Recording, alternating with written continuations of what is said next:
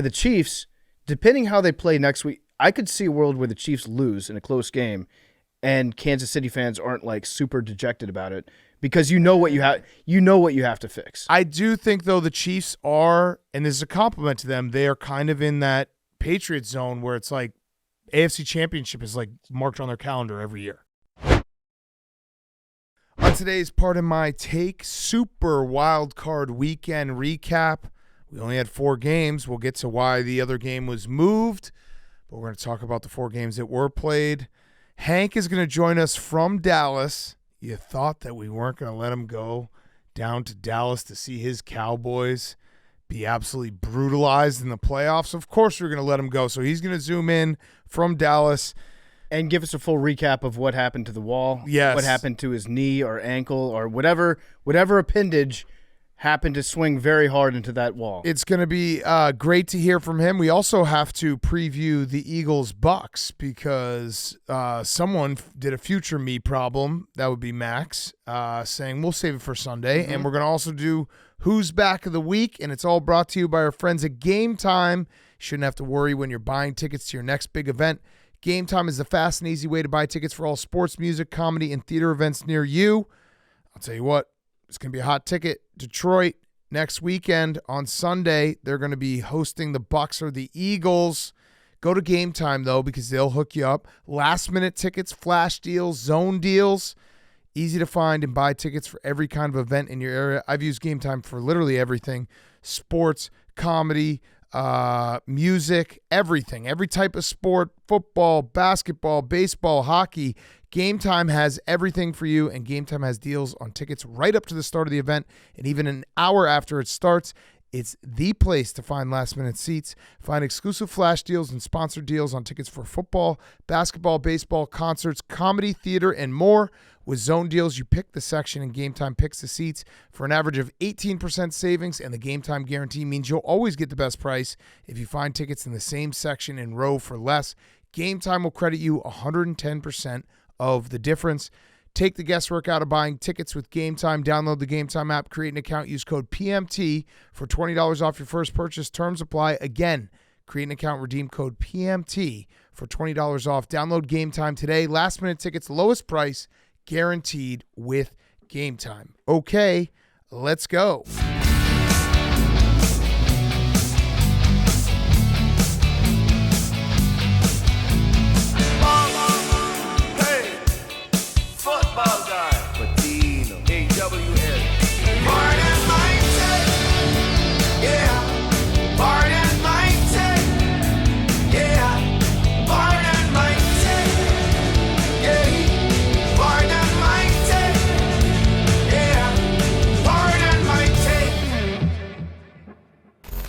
Welcome to Part of My Take. Today is Monday, January 15th, and it's Super Wild Card Weekend. Whap! Whap! Whap! Whap! The playoffs. The playoffs. Playoffs? Playing for Lombardi. Talk about playoffs. We start in Houston, where Joe Biden Flacco got confused multiple times and couldn't remember which team to throw to as Father Time continues to be undefeated. Talking lying dog-faced pony soldiers here. The Texans put Cleveland in the funny papers as Dalton Charles Schultz made the Charlie Brown's defense look like a joke. And speaking of comics, Steven Nelson Munt said, ha ha, as he ran back a touchdown for 84 yards. Texans fans are in la-la land as D'Amico Ryan Gosling has the upstart team driving to the second round. Texans 45, Browns 14. Whip, whip. In the frozen tundra of Kansas City, it felt like it was 30 below, which was also Tua's quarterback rating. Speaking of, Tuna Tagovailoa got the rest of the Dolphins caught up in the net to get slaughtered.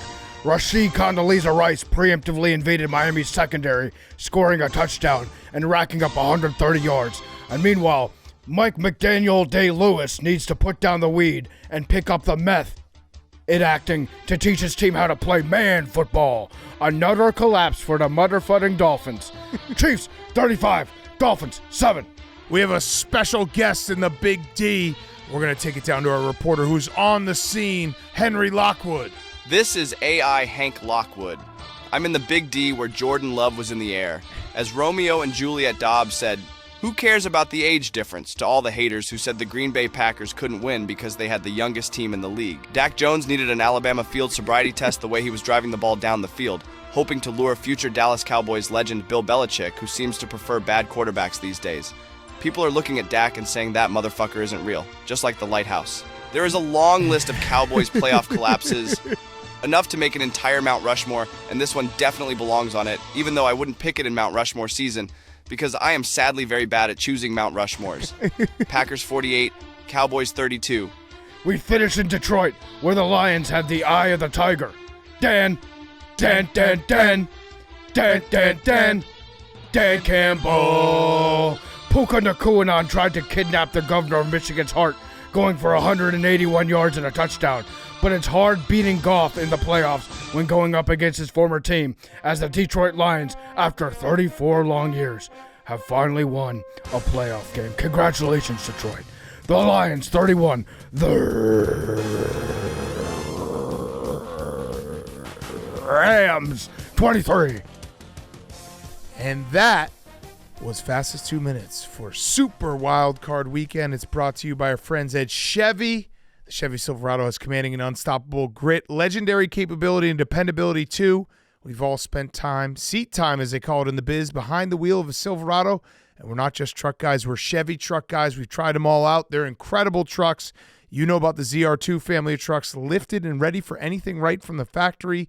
Now Silverado's taking it all to the next level with even more Silverado truck tech, like available Super Cruise. Only Super Cruise lets you drive hands-free and tow hands-free on more than 400,000 miles of compatible roads with over 138 million miles of hands-free driving by customers. Super Cruise will help you get to your adventure energized and it'll help you drive home. Go to Chevy.com where you can check out the Silverado. Build your own Silverado online and learn important details about Super Cruise. Again, 400,000 miles of compatible roads. Go check it out right now. We're Silverado guys. Chevy Silverado, the best truck ever created.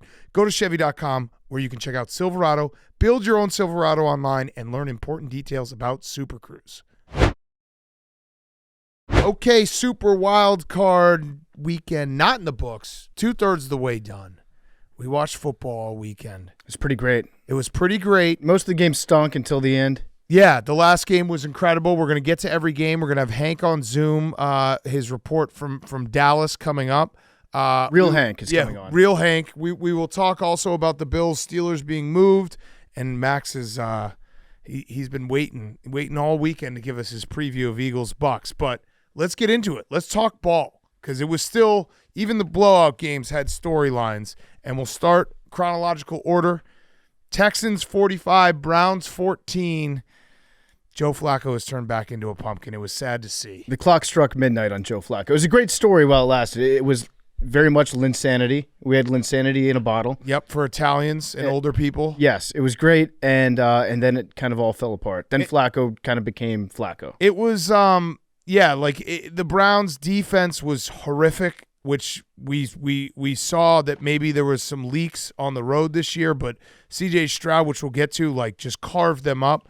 But it was sad to see Joe Flacco. You thought, we talked ourselves into it on this show. Magical run, Joe Flacco, maybe going to Baltimore, winning a game there. But, yeah, the first pick six, I actually don't think that was a bad – you knew going into the game that Joe Flacco was going to throw an interception. You just hoped that you would be able to tackle the guy before he ran it back for a touchdown. The first pick six was that wasn't a terrible interception. It was just you had to tackle him and not give up 6 points. The second one was really, really bad, and it happened in back-to-back plays. And it was just all the air came out of the Browns from that point on. It's such a funny feeling when somebody throws a pick six and you know that it's going to be a six even before they catch it. That was the second one. Yeah. The second one was okay, that's just going to be a touchdown for the Texans.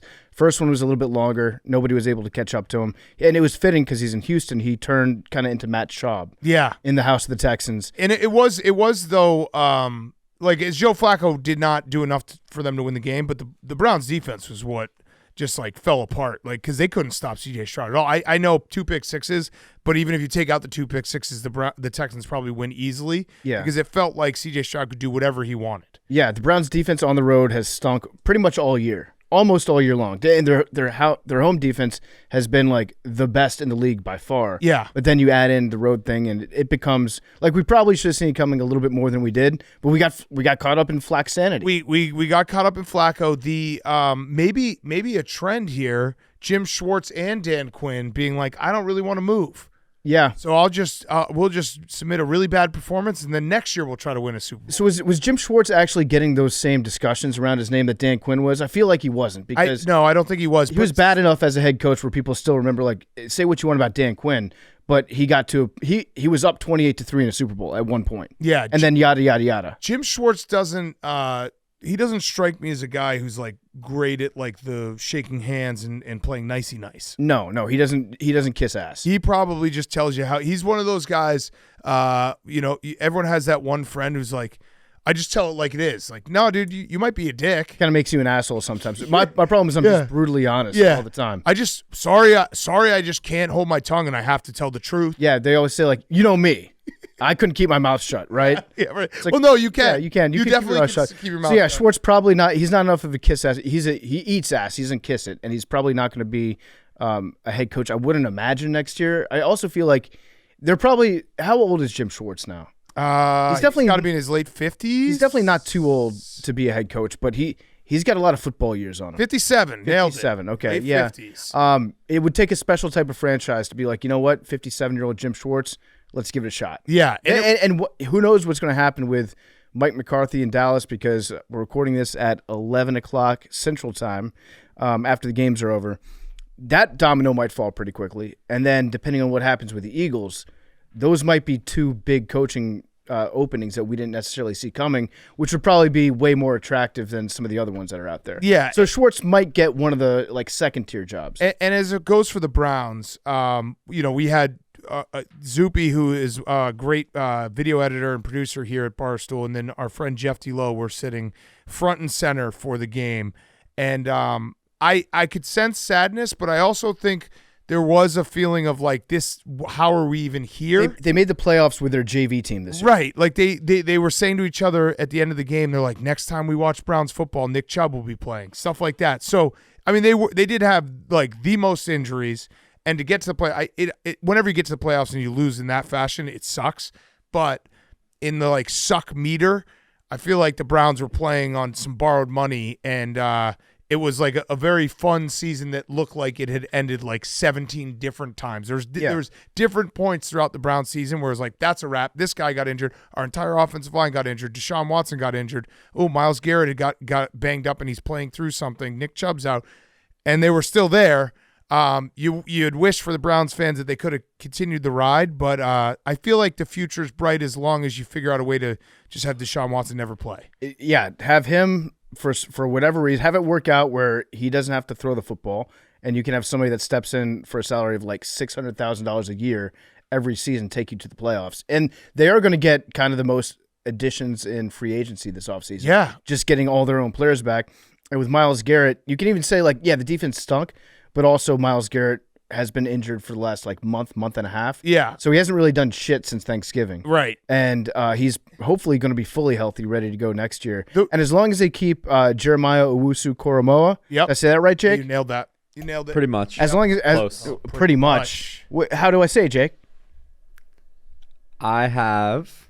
Oh, so you don't know? Look it up. No, I have it right here. No, I'm planning a TikTok. PFT did that off hardest the name dome. to pronounce yeah. on every name. PFT did it off the dome. And you said off your dome that it was incorrect. So Yeah, because it's Koramoah. Dome check. What did he say? I Koramoah? think he said Karamoah. No, No, I said Koramoah. Koramoah. I'm giving you A+. Thanks. The But as Browns, long as they wrap him up long term, that dude is awesome. he's awesome. The Browns also very weird year because the pendulum swung as far as it could swing in terms of rooting for a quarterback in Deshaun Watson that you kind of always are like, he's a really bad guy, to rooting for like the greatest story ever in Joe Flacco and the guy who everyone wants to root for. Yeah. And now, I feel like there's a little bit of, shit, we got to go. Yeah, Deshaun Watson's better than Joe Flacco right now. Maybe.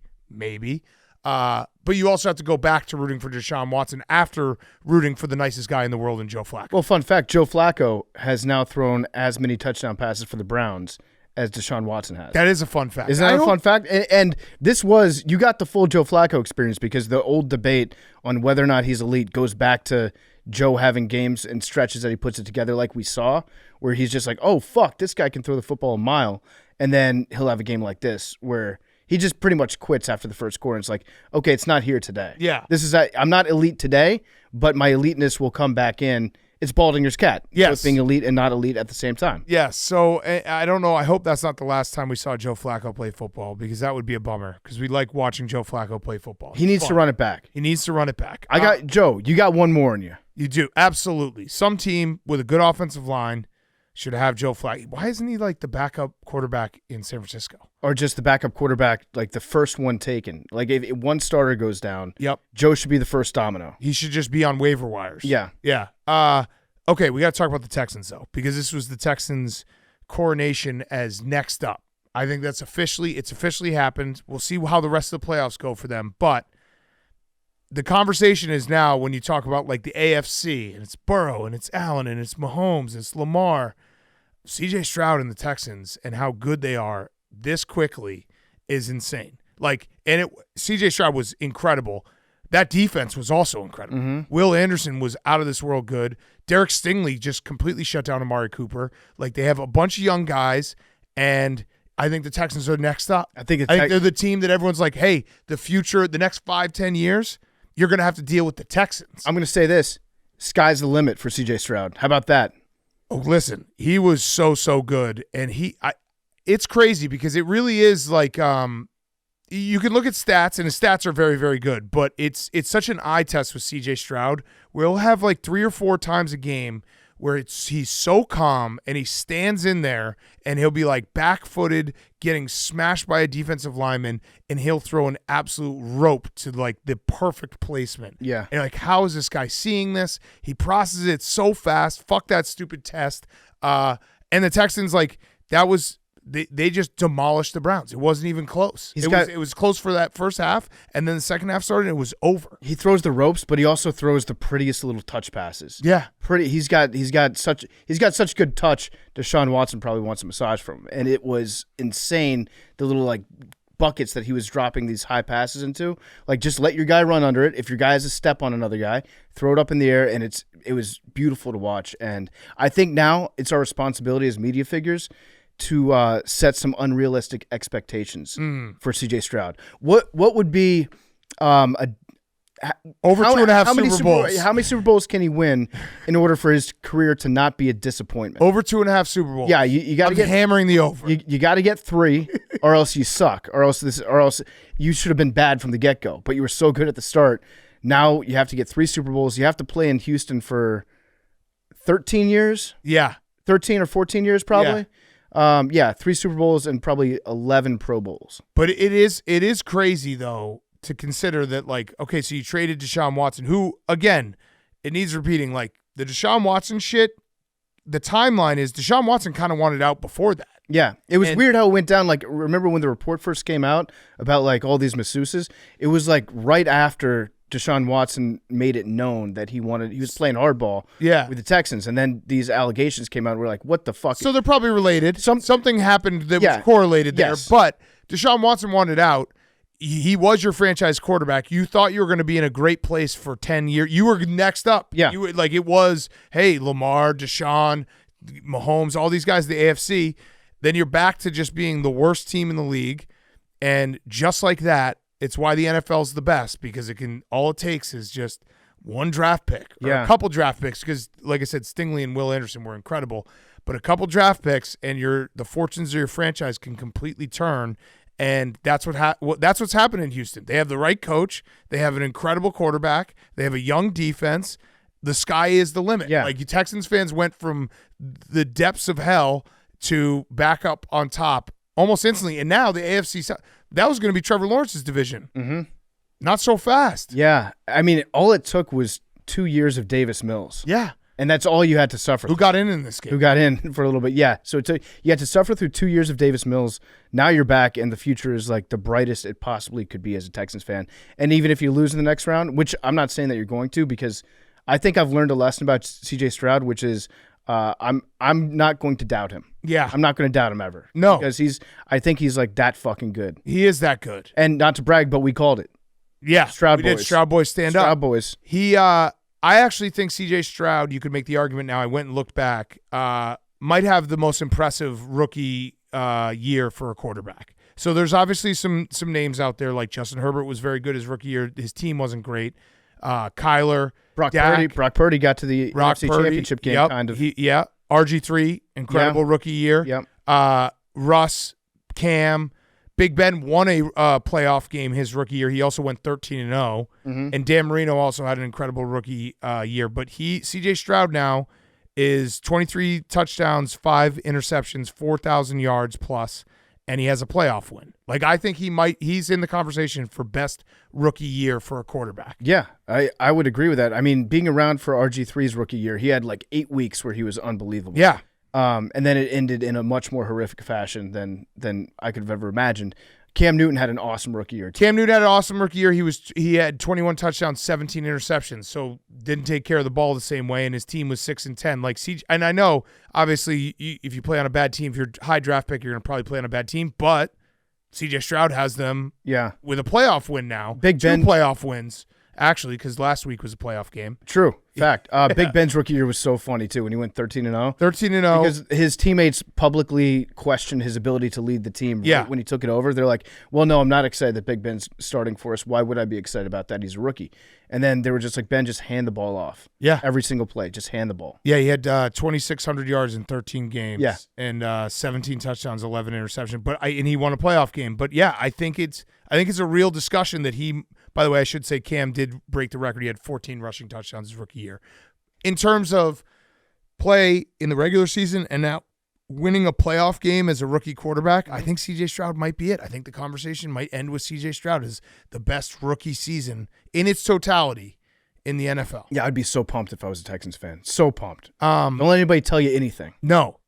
You have our full permission to just be like the biggest dickhead all week. Yeah. If you work with somebody that's a Titans fan, if you work with someone who's a Colts fan, or really any team in the AFC besides the Chiefs and the Bills and the Ravens, talk all the shit to them. Yeah, just don't do it. Be a real dickhead. Don't do it with any Astros paraphernalia on. No.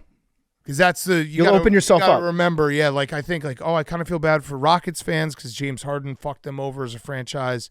But it's like, wait, but the Astros. But we'll just keep it to Texans. Yeah, no Astros jerseys, no Ted Cruz hats, and then you should be good to go. Yeah, the Texans. Funny notes on the broadcast. I know your friend was calling the game. Yeah, he did a great job. He did a great job. A couple notes though, and I don't think it was his fault. He's fed a lot of stuff.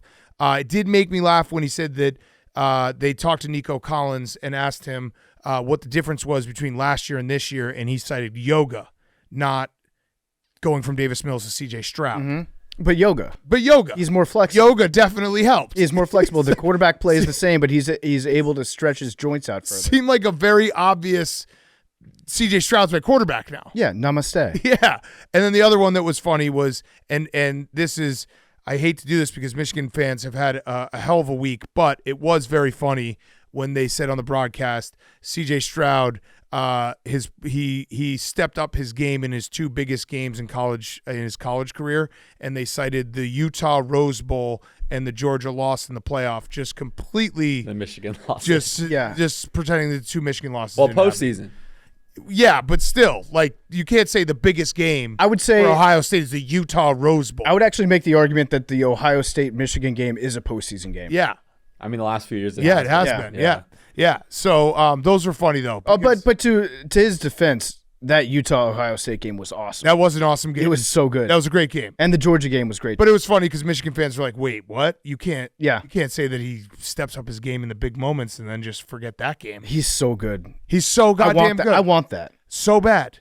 How much do you think it would take for the Texans to trade C.J. Stroud right now?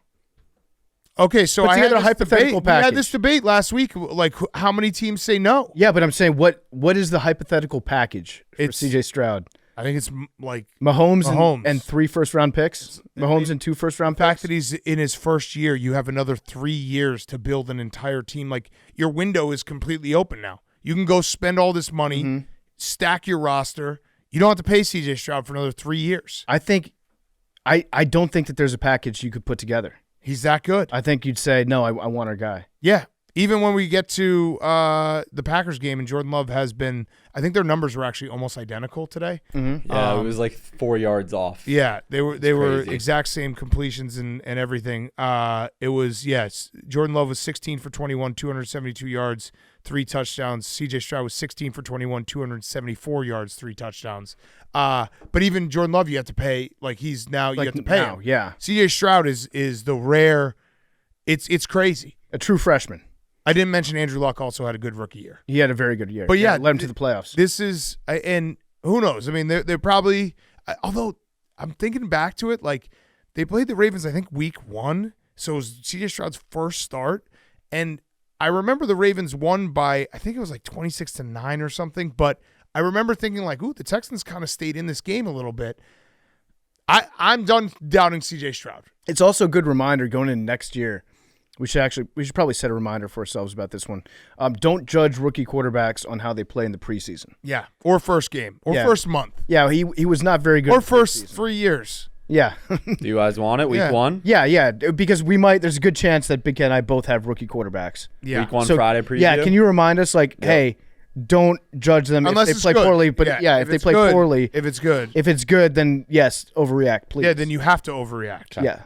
Remind us to overreact, actually, if they complete a pass. This also, it really is like, I want it so bad, and it makes me think about my own situation. Probably makes you think about your own situation as well, PFT. Like, seeing C.J. Stroud play football, that's a no-doubt guy. You don't have to – we've had the discussion many times. If you ever have to ask yourself or convince yourself even a little bit, the answer is no. Yeah. Because C.J. Stroud, there is no debate. There is no like, ooh, is he? Is he not? No, he is. We see it with our own 2 eyes. I wonder if David Tepper watched this game. You think he did?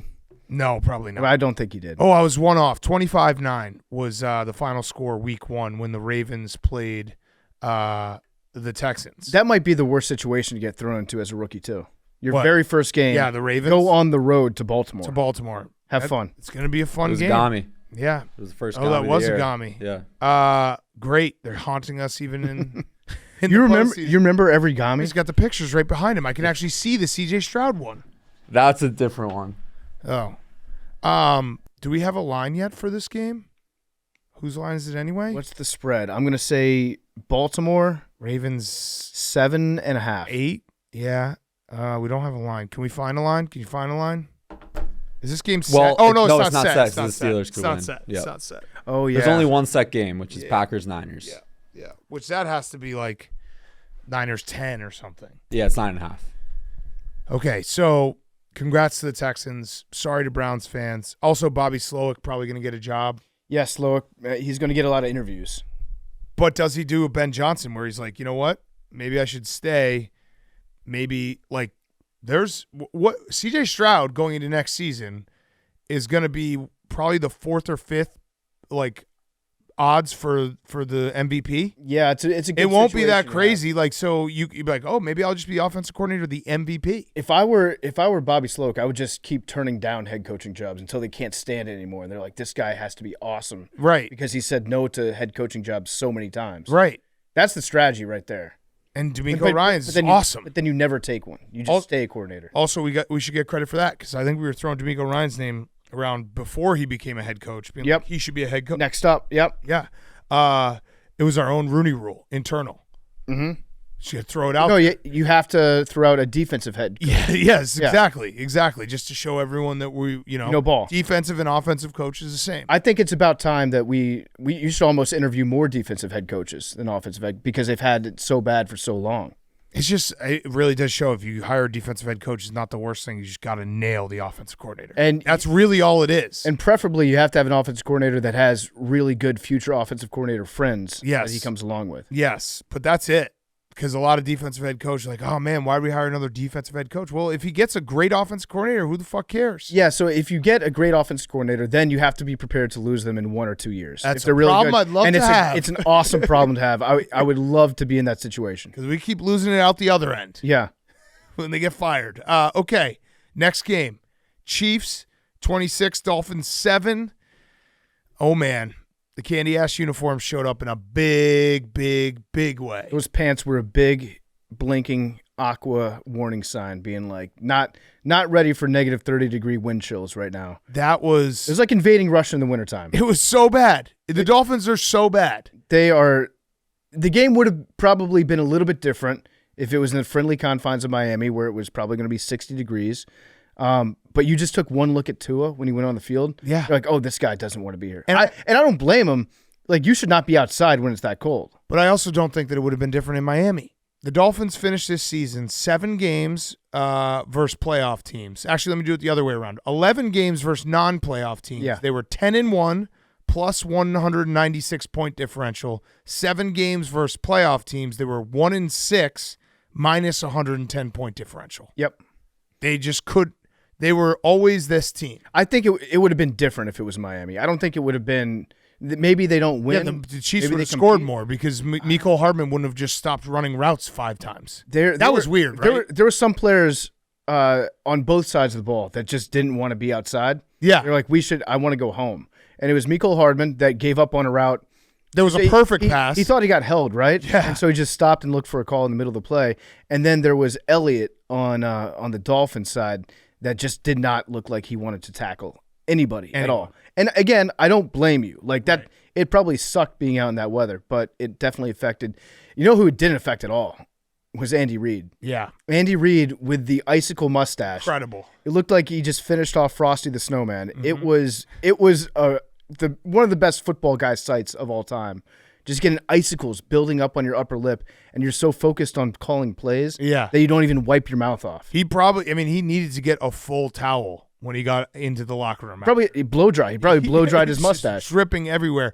So the question is, what do the Dolphins do? Because I like Tua, but this has now been a couple years, and obviously last year he didn't. I mean, Skylar Thompson played better in the cold in the one playoff game. Yeah.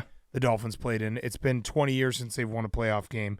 Do you say, well, we had so many defensive injuries, which is true. The Dolphins were just a shell of themselves defensively by the end of the year. They lost like their best players on almost every single level. Or do you say we got to figure something out and maybe it's Mike McDaniel play calling, and like Mike McDaniel he's a great coach, but like how many stupid screens and like they just don't have that second level of like, hey, the elements are here. We got to just run the ball down your throat, or we got to play a different way. Even the passing plays that they're running, like you're saying, all the screens out to the side, they were afraid of the middle of the field, which isn't like the Dolphins have been all year long. Right. They have thrown the ball to the middle of the field a little bit, but and the Chiefs' defense was incredible, so we got to give them credit. Like they were all over the place. I have to assume that there was something about the conditions that made him not want to throw the ball like a normal human being would. But you can't. So is the answer for the Dolphins that they have to get home field advantage? Yes, that's the only way that they're going to win. Spin zone. Losing the division was actually good for you because now you get to play an easier schedule next year, which should be now maybe you can play 13 teams that don't make the playoffs. Yeah, you get home field advantage to the Super Bowl. Yeah, I don't know what the answer is for the Dolphins, but it does feel. I would assume you had a pretty successful season. You were playing for the division in the last week of the season, which was actually kind of a collapse, and you shouldn't have been in there.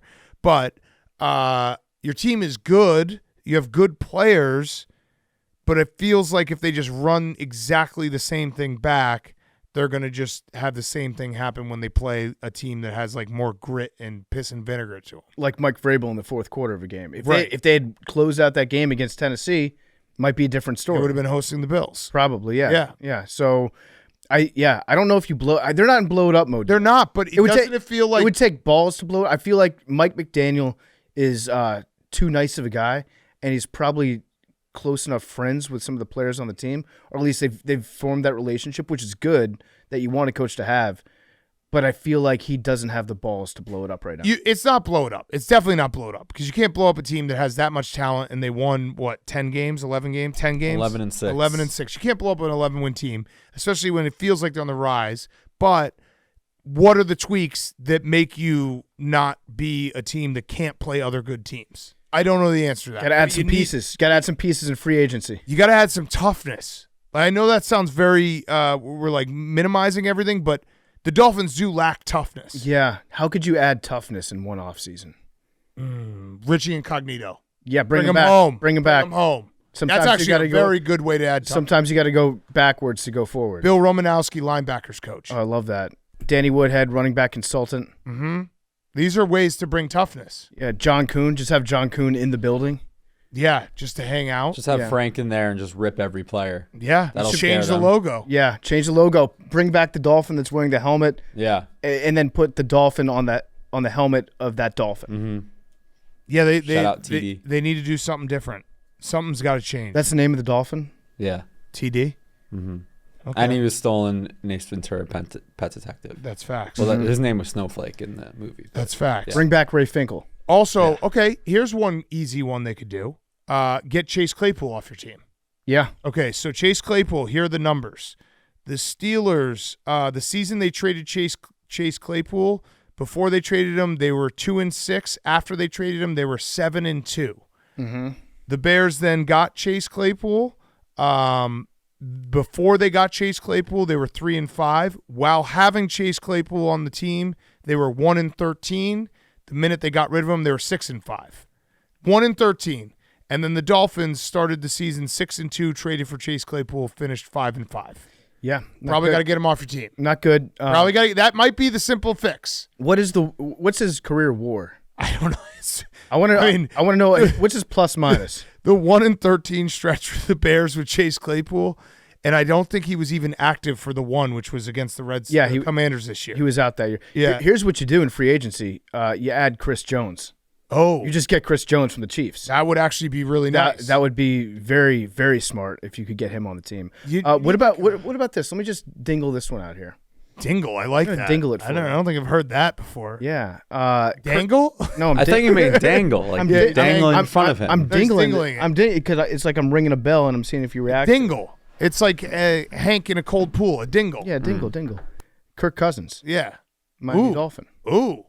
I don't hate it. I think I would kick the tires on Kirk. I really like Tua, and I wish it didn't go that way in the last two games, because the last two games, the Dolphins offense in the second half against the Bills, and then all Saturday night just did nothing. You know who'd be really They had good? one broken play to Tyreek.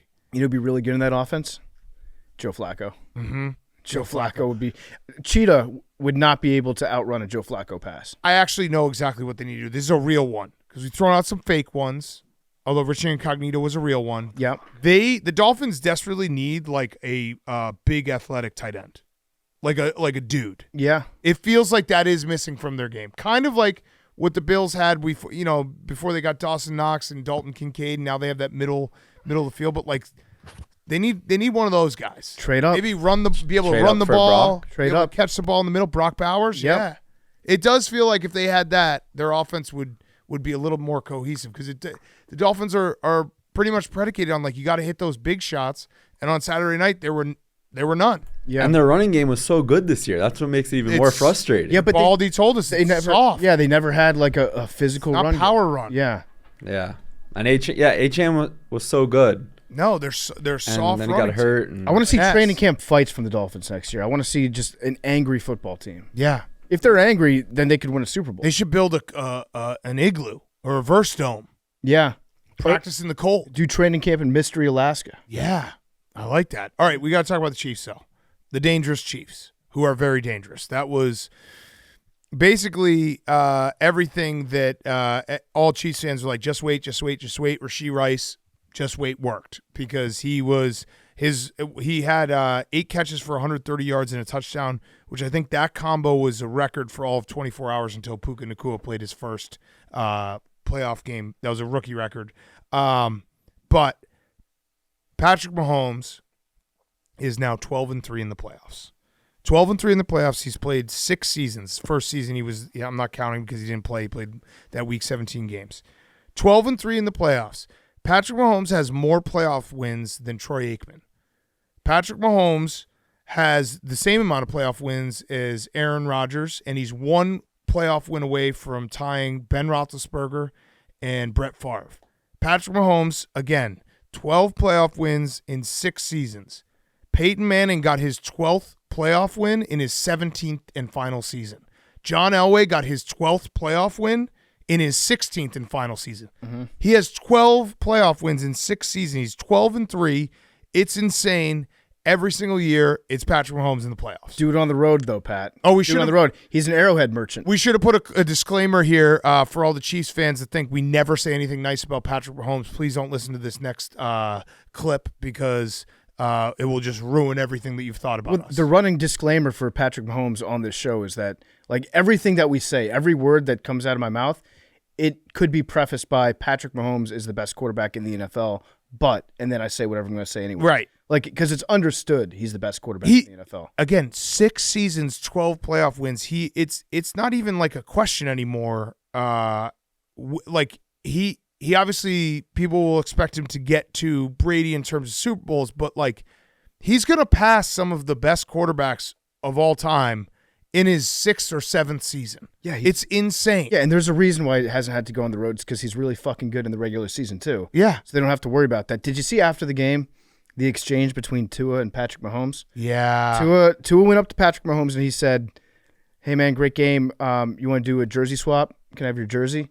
And Mahomes looked at him and was like, "You know what? I'm supposed to give this to somebody else." Or hang on. "You know what? I'm supposed to give it to somebody else. Can I send you one instead?" So he's going to mail Tua a different jersey. You have to have that lockdown. You can't. It's like you can't ask for it after a playoff loss where you get completely embarrassed. Well, there's that, but also you have to know that if you do ask for it, you're going to get the jersey. Yeah. Like it's like asking a hot chick to homecoming. You have to know that the answer is yes before you embarrass yourself. You can't propose unless you know the answer is going to be yes. Exactly. And he did it on the Jumbotron. He did it on the Jumbotron, and Mahomes, he was polite, but he said, "I've already promised this to somebody else." You should ask for the helmet. It's cracked. That is fucking tough right there by Mahomes. It was so cold outside that their equipment was breaking. His helmet shatters, and he keeps playing. And they're like, "Hey, no, you have to get your helmet switched out." And that right there is why I'm not a football player. Yeah. I could not do that. My helmet wouldn't have shattered. Yeah, too much. I would have been standing on the sideline. Well, you would avoid the big hit. You'd be in the end zone. My helmet would be on the heated chair. Yeah, you'd be in the sideline. Yeah, you'd be taken off because you just scored another 99-yard touchdown. Yeah, it's crazy though because the Chiefs are so alive in these playoffs. Yeah. Like it would not stun me whatsoever. After all this happened this season, it's still Patrick Mahomes. He's still the guy that you trust more than any other quarterback in the NFL. But you saw a couple of those passes to Kelsey. Kelsey had a couple big drops. Kelsey looks old, but if Rashee Rice is going to start being good, like Rashee Rice has been good. I should say that. He has come along this season, and you've seen it. Like he has grown a lot as a receiver. So if Rashee Rice is like, now is my coming out party, now I'm going to be a world beater, like that is what their offense is needed. And Pacheco just runs so fucking – Pacheco was built for that game last night. Yeah, Pacheco weather. Pacheco actually, like, I think there was the Dolphins that didn't want to tackle him just seeing him stomp around. Yeah, he was the only one that was getting any traction in the ground because he was just stomping like tiny little knives into it with his cleats. He probably broke the coils underneath. I love it when he just he curb stomps the ground. Yeah, when he runs, and it's very funny because sometimes he does it for no real reason. Like the best is when Isaiah Pacheco gets in the open field and then he just starts stomping the ground upright while he's running away from somebody. You're like, yeah. That's not how physics work. You're supposed to be like leaning forward and running. But yeah, he was ready for the cold, and I think that Rashee Rice is he's the one guy on the Chiefs where he's the one pass catcher that hasn't fucked up badly enough this year that it's cost them a game. Yeah. He's been at least consistent across the board. And he's young. Yeah, everybody else has been like, well, that guy can't trust him. He has an excuse. Yeah. All these other guys don't have an excuse. I think I trust Rashee Rice. Right. I don't trust MVS. Travis Kelce, he's still... Cole Hardman, I don't trust. He's still very good. Travis Kelce's still really good, but he has a lot of drops now. Yeah. Tired fingers. Yeah, very tired fingers. What'd you think about the box, Jake? I saw the swag surfing. Mm-hmm. Yeah. Taylor was into that. Yeah. The box was blurred out a little bit. Yeah, You it was see very that? cold. It was a It's blurry foggy, box. foggy Very blurry glass. box, yeah. But Yeah. For the kids at home. she wore a jacket that was made by Kyle Juszczyk's wife. Oh, yeah. Chris, see that? Juszczyk. Can you please say her name? Say her name, Jake, yeah. I have to look it up. I will say that. Said it. Yeah, Christian Juszczyk. Yeah. Okay, Kristen Yeah. Juszczyk's wife. She makes everyone's jackets. And shout out Kyle because he's ride or die. He was just replying to everyone online. I think Kyle Like might. made by my wife. Yeah, That's awesome. He might Yeah, no, it's sick. He might be the wife guy of the year. Yeah. He was replying to every tweet that was going viral. He was just like, "Yeah, my wife made that," and then he would tag his wife and everyone. Yeah, It he was made sweet. And she on the made a one, jacket for someone on the Lions sideline. Yeah, tonight. she made it- Taylor, whatever Decker. that guy's. No, Lautner. Lautner. There it is. okay, Taylor Lautner. I don't know who he is. Team Jacob. What? Team That's Jacob. what's it called? Twilight? Twilight. Oh, okay. Twilight okay. reference. Team All right. Jacob. But yeah, so she made that jacket today, and then Juszczyk was gassing her up too. Yes. He was like, "Yeah, she did this one too. Yeah. I want one. Yeah. I want of one those." too. What would be the Please, funniest? Kyle. Who would can be we get us who one? would be the funniest player to get a jacket like that made of? Jameis Winston I would like one that's just Justin Fields and Caleb Williams. split Yeah. duo one. Yeah. I like both of them. Yeah. Yeah, I want one that's just second overall pick. Ooh, I'll take first overall pick. Yeah. Back to back first overall pick. Yeah. Give me that. But yeah. Ray Lewis would be pretty funny. Yeah, that would Ray be Lewis. If you see somebody wearing the Ray Lewis custom jacket, run. Yes. They will fuck you up. Yes. But yeah, the Chiefs are as alive as that was an ass kicking. And they did it defensively. They did it with Mahomes being Mahomes. I still just can't get over 12 playoff wins in 6 seasons is a joke. Yeah. I mean, Brady's the only one who's come close. Like Brady, I think Brady surpassed it because he obviously won 3 Super Bowls in his first 4 years. So it really is Brady then Mahomes. Like he will pass everyone. He will. He's 4 away from Montana. Like it's crazy. He's out of this world good. And just when you talk about big playoff moments, he's the number 1 trust guy. It must be so nice to be a Kansas City fan. Yeah. God damn. He even had that big And run. He does those runs in the playoffs where like He gets faster in the playoffs, Patrick Mahomes' runs in the playoffs have never not worked. Yeah. They just always work, and they always go for about 7 to 9 yards farther than you think they're going to go for. He's also the best quarterback at running out of bounds. Yeah. When he sticks the ball out, he'll Yep. just like tuck it out at the last second. Yeah. Always gets you an extra like yard and a half at the very end of it. And he'll also do a thing where he'll like run to the sideline and then teams will assume that he's going to go out of bounds. Then he cuts quarterback. back in Yeah. and doesn't get hit at all and goes down on his own terms. Yeah. Really good. Really good performance by Mahomes.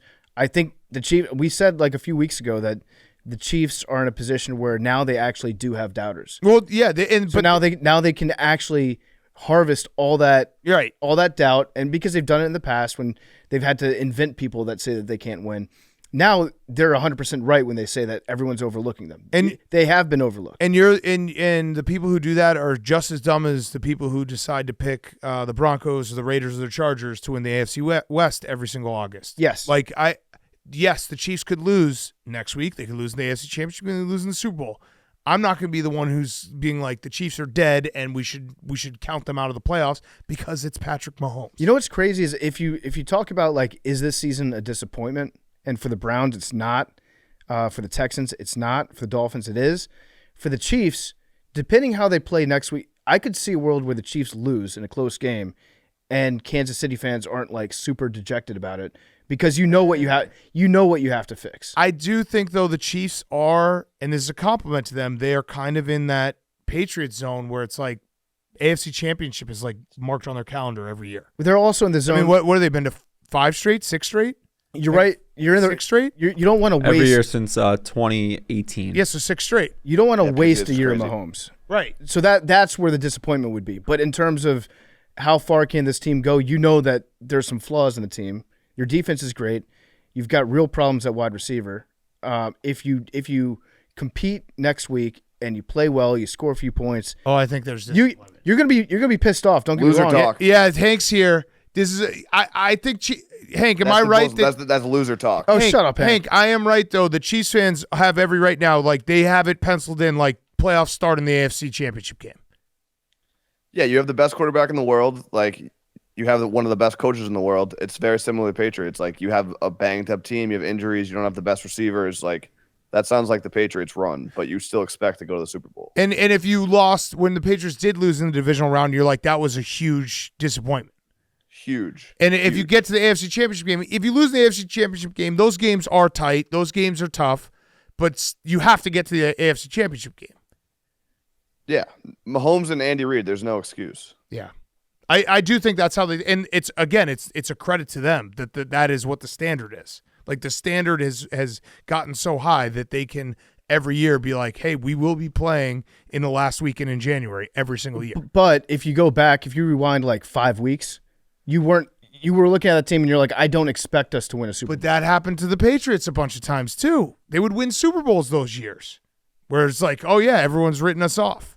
And they just find a way to round into no form. Receivers.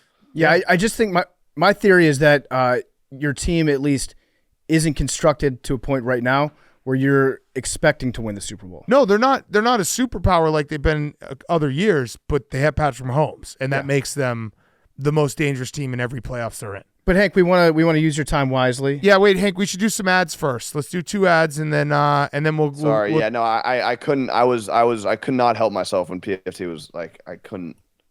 Yeah, it was. I was happy you were here for that. Can you just move the mouse on Hank's face? Yeah. All right, PFT, let's do a couple ads, and then we'll get to Packers Cowboys, which Hank attended. Hank Lockwood is being brought to you by Morgan & Morgan. It's 2024 now.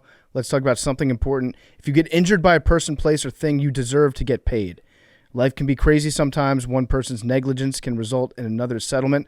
Maybe you installed floors that are known to be very, very slippery when wet, and you don't put up a sign saying be cautious around this corner, and somebody slips and falls into the wall and hurts himself. Maybe you should contact Morgan & Morgan. If you're in an accident, not calling a lawyer means you could be leaving money on the table. When you're seriously hurt, your injury could be worth millions. If you're ever injured, you can check out Morgan & Morgan. They're America's largest injury law firm. They have over 100 offices nationwide, more than 1,000 lawyers, over $20 billion recovered for over 500,000 clients. Morgan & Morgan has a proven track record of fighting to get you full and fair compensation. Submitting an injury claim with Morgan & Morgan is so easy. Jumping in a frozen pool and then sprinting through a house is hard. Submitting an injury claim with Morgan & Morgan is easy. If you're ever injured, check them out. Their fee is free unless they win. For more information, go to forthepeople.com/PMT or dial #law, #529 from your cell phone. That's forthepeople.com/PMT or #law, #529 from your cell. This is a paid advertisement. Hank is also brought to you by Coors Light. The mountains are blue this weekend. Mountains are blue every weekend. I had a couple beers on Friday. It was fantastic. I drank some Coors Light with Donnie Does. Went out to some bars, and the mountains were so blue. Nothing like a ice-cold Coors Light in a bottle that's still got a little bit of that ice residue on it. When you're juggling work, family, and life in general, things can feel chaotic. That's why Coors Light helps you find moments to reset and refresh all year long. Whenever you need to hit reset, reach for a Coors Light. It's made to chill. There's only one beer out there that's made to chill. That's Coors Light. When it's time to chill, Coors Light is the beer I reach for. When you want to hit reset, grab the beer that's made to chill. Get Coors Light delivered straight to your door, Drizzly or Instacart by going to CoorsLight.com/take. Celebrate responsibly. Coors Brewing Company, Golden, Colorado. Okay, Packers 48, Cowboys 32. We have Hank in Dallas. He's sitting in a basement, it looks like, with a sign saying "Wish You Would" behind him. Hank, can we just quickly talk about the game, and then I want to hear all your thoughts? Is that okay? Of course. Okay. Yeah. I'm here for you guys. I want to start with just real quick, the Packers. Jordan Love is really fucking good. I've just accepted the fact that he's probably a future Hall of Famer. I'm hoping it's just one Super Bowl like the last two guys. But I also am starting to kind of connect some dots. And Aaron Rodgers' one Super Bowl was Week 17. The Bears lost to the Packers. The Bears were in the playoffs already. Bears lost to the Packers. Packers were able to get in with that Week 17 win, went on a miracle run to win the Super Bowl as the 6th seed. The Bears lost to the Packers in Week 17 or 18 this year. Packers get in, last seed. Jordan Love. Okay, I've done the dots connecting, and it doesn't look good. But either way, the Packers were awesome today. They kicked the shit out of the Cowboys. Jordan Love is so calm, cool, collected. Everything we said for C.J. Stroud goes for Jordan Love. Like you can just see it with your eyes. It's just there. Yeah. His back foot throws, his calmness in the pocket, moving around. He has just gone to the Aaron Rodgers factory and just remade Aaron Rodgers. So he had the first perfect playoff passer rating in the history of the stat today. Which is crazy Which that CJ Stroud didn't. Which is nuts. Yeah. The same I mean, numbers. going back to Aaron Schatz from last Friday. Yeah. He said that stat really doesn't take everything into account that's important, but still, it's a big number, and he's the first person to ever have that big number in the playoffs. Obviously played really well. The Packers now have 2 playoff wins. We talked about this on Friday, too. The Packers have 2 playoff wins in Dallas at AT&T Stadium. The Dallas Cowboys also have 2 wins in the playoffs at AT&T Stadium. 3. 3. They won a Super Bowl there.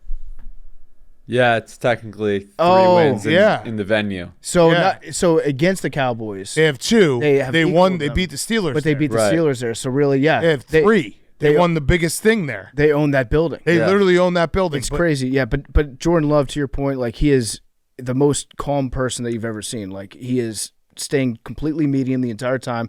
You can get guys in his face. He's making throws off his back feet where he releases and you're like, oh, that's a bad throw.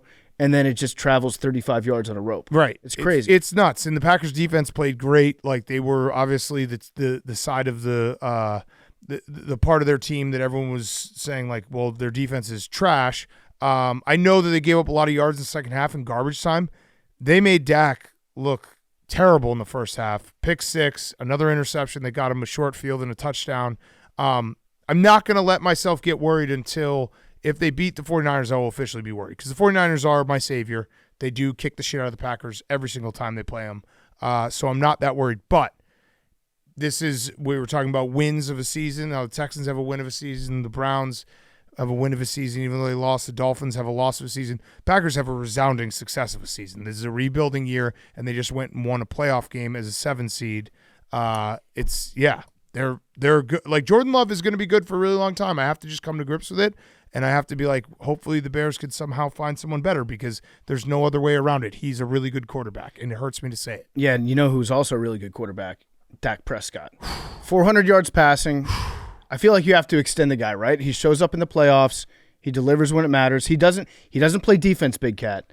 Dak Prescott, you got to give him a massive, massive contract extension and keep him in that division for the next 7 years. Am I right, Max?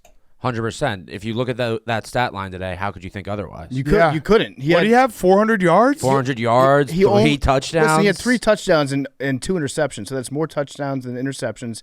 He's a gunslinger. He's going to take chances and throw a couple, bad ones that he gets unlucky on. Yeah, it was But I the think- Dallas defense that really let him down, not Dak Prescott. Dak showed up, and I think that people need to put more respect on Dak Prescott's name and keep him around. That man is the face of your franchise. They don't grow Daks on trees. There's one person who disagrees with us. Not Hank Lockwood, who's shaking his head, who's a noted Cowboys fan. Skip Bayless had this to say after the game. Get rid of Dak Prescott. Enough of the suffering. He was a 4th rounder for a reason. That's mean. That's mean to bring up your draft grade. Mm-hmm. I threw his jersey away for a reason. He's now 2-5 in the playoffs. Big moment loser, not a Dallas Cowboy quarterback. 4th rounder for a reason. You don't do that. Bring up his draft grade. What Skip's doing is saying, like, we were right about Dak. Yeah. The media was right about Dak. Skip got bodied by his smart trash can. It was awesome. He did his annual, I'm going to throw my Cowboys paraphernalia away, and his smart trash can just kept on closing on him after every time he tossed something away, and he had to go frustratingly open it again.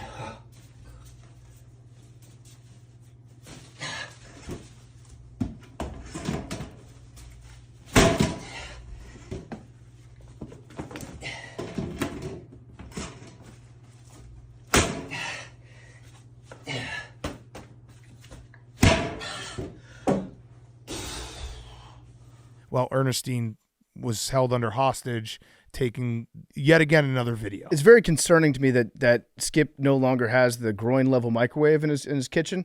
He has like an upstairs microwave. He has to like, go into the cabinets. To Terrible backsplash, by the way. Bad backsplash. The kitchen needs a lot of work. Also, Skip, be a man. Burn your fucking shit. Well, I'm so sick of you just taking it out of the trash and then doing it again next year. Be a man and burn it. So he's 2-5. 2-5. Dak is 2-5 in his playoff career. I'm pretty sure that Skip Bayless has thrown away the same jersey 5 times. 5 times. 5 times. Fun stat though about Dak. This is it's kind of a hater stat. I consider myself to be a Dak stan. Mm-hmm. I like Dak Prescott. I'd like to see him stay around for a while. Love him. He is 2-5 in his playoff career. He's tied for the lowest postseason quarterback win percentage in the Super Bowl era with a minimum of 5 starts.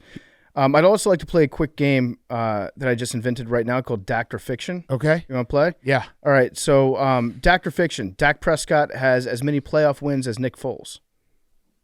Fiction. That would be that would It's be fiction because Yeah. Dak and Tony Romo combined have as many playoff wins as Nick Foles does. Dak or Fiction. Dak had over a half-yard passing in the first quarter. That's fiction. That's fiction. Yeah. The under cashed on that one. Yeah. Yeah, cashed the tickets.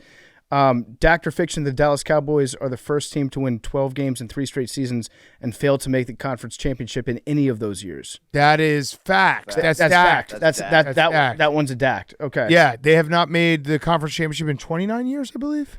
Yeah. I think so. Not since they went to the Super Bowl. Yeah, I think it's 29 years. It's been a long-ass time for the Cowboys. Every year we hear about the Cowboys. Watch out for the Cowboys.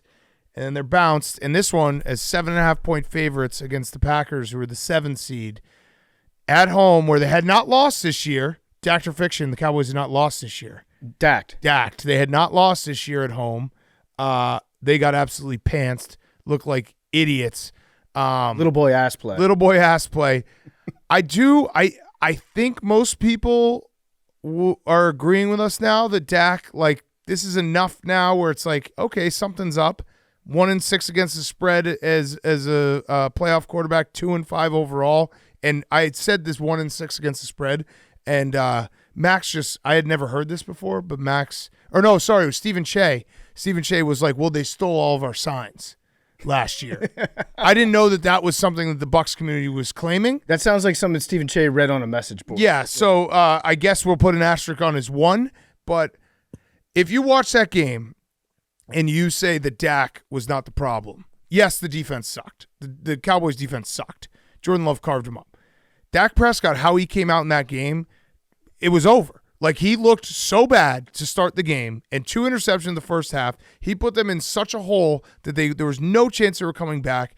And then when they're down 25 points or whatever it was, he's tossing the ball all over the yard. Like, you can pretend that wasn't a Dak loss. That was a Dak loss. He did not show up to start the game, and they got punched in the mouth, and they could never recover. And Jerry Jones was so upset after, like, the first quarter.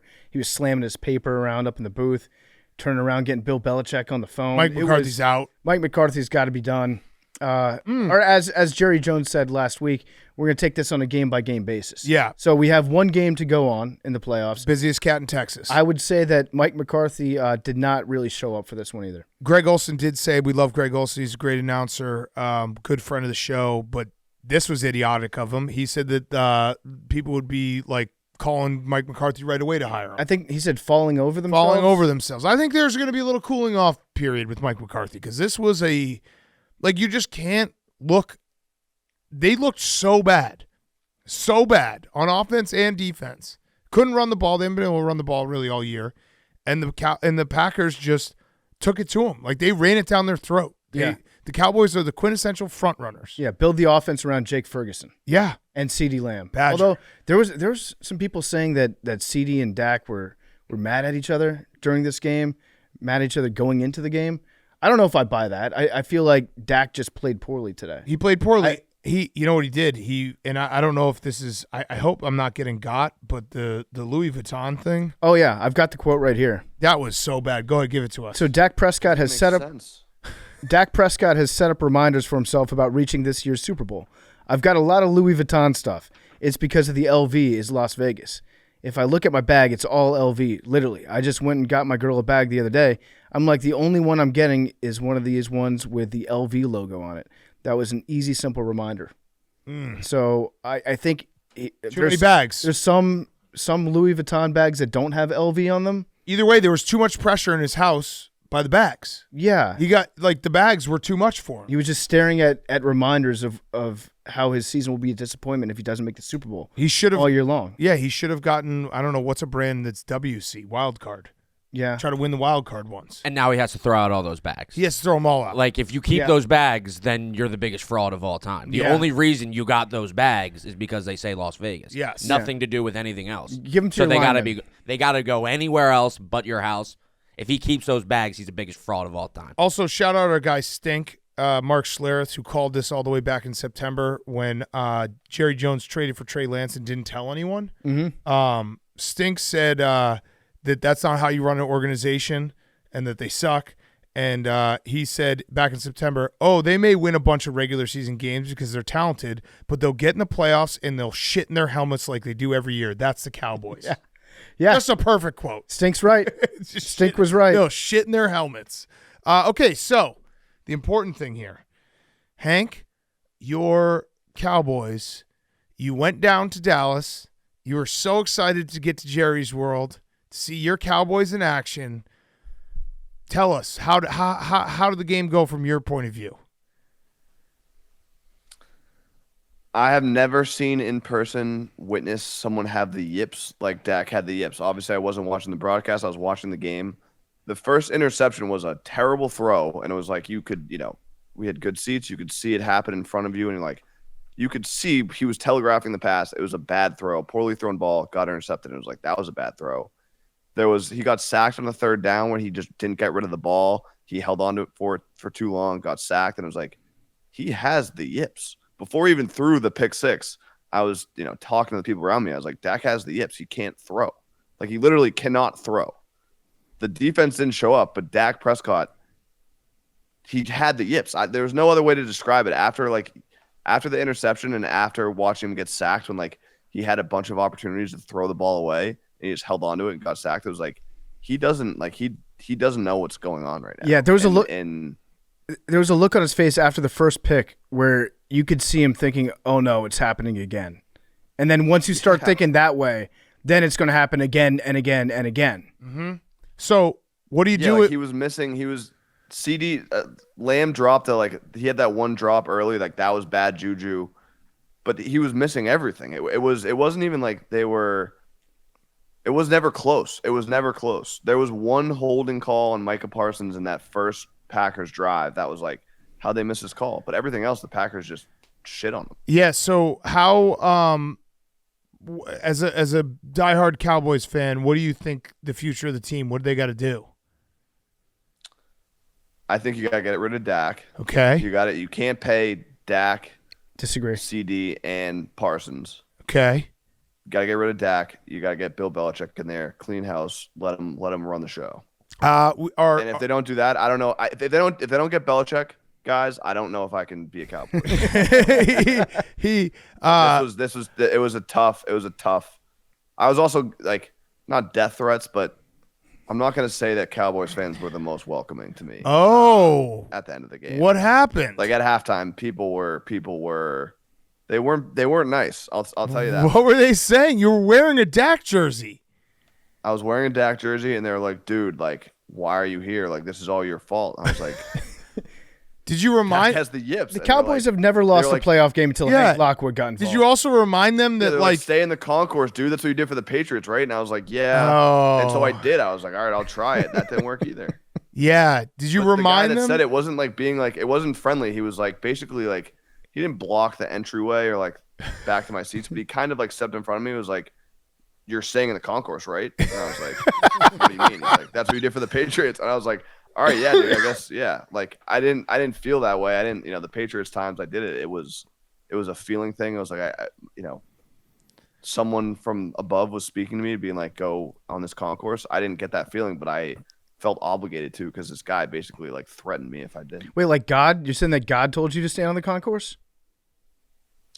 Yeah, it was just like you got see what happens if you go on this concourse and good things happen So, Hank, I got something good for you. for the Patriots games, not today.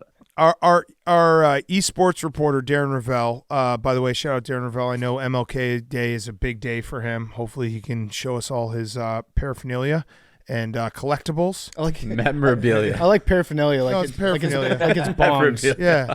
No, I got a bong signed by MLK. Oh, he does. He literally does. He's like, look, I have this sheet that MLK signed his name so he could get his mail when he was arrested. He's like, look at this, guys. Isn't this cool? Either way, yeah. So Darren Ravel, let's see some of that stuff. MLK Day. I know it's a big day for you. You have over 9. Over 9? I think it's over 9. 9. That's plus. funny. On today of all days. Also, see, Big Cat's trying to be a hater on Ravel right now, but he's forgetting the fact that Ravel very clearly stated he has many black friends. On today of all days, either way, he did have a good scoop, our esports reporter. This will make you cheer you up, Hank. He tweeted, soon after Bill Belichick was let go from the Browns in 1996, he ran into Jerry Jones at a ski resort. I can coach, Belichick told Jones. If you ever get an opportunity, don't forget about me. Jones said on radio in 2019 that he often thought about that conversation. Also, Bill Belichick's single, so Jerry Jones and Bill Belichick just getting on the bus together. Getting the scrippers up there. Yeah, Also, just going the crazy. thing that people aren't talking about, like I was kind of talking to the people around me, and I said it. It just hit me, and I said it, and then the more you say it, the more you believe it. But like, McDaniel's available too. Wait, what? Yeah. Oh, to bring in with Belichick? Yes. You don't mean as a head coach. You don't mean as a head coach. No. Oh. Belichick and McDaniel's together. Yeah. Together again. And you're back. And Bill O'Brien probably too. And Dak Prescott. No, but like but McDaniel's and Belichick, like they were dominant. Yeah. You can't deny that. It honestly wouldn't be the worst Bill idea. O'Brien was part of the coaching staff, but he was never like when he was offensive coordinator, he wasn't as good. It'd be Belichick and McDaniel's head coach, offensive coordinator were literally like the greatest tandem in coaching history. It'd be so funny if they did that. They're both available. And they like get to a Super Bowl. Jerry Jones has the money. And then Josh McDaniels gets hired again as a head coach somewhere else. Yeah, someone would do that. That'd be awesome. Sure. All right. Well, Hank, we got some other important stuff we want to talk to you about. So you went to the game with our friend Tiffany Gomez. Yep. How was that?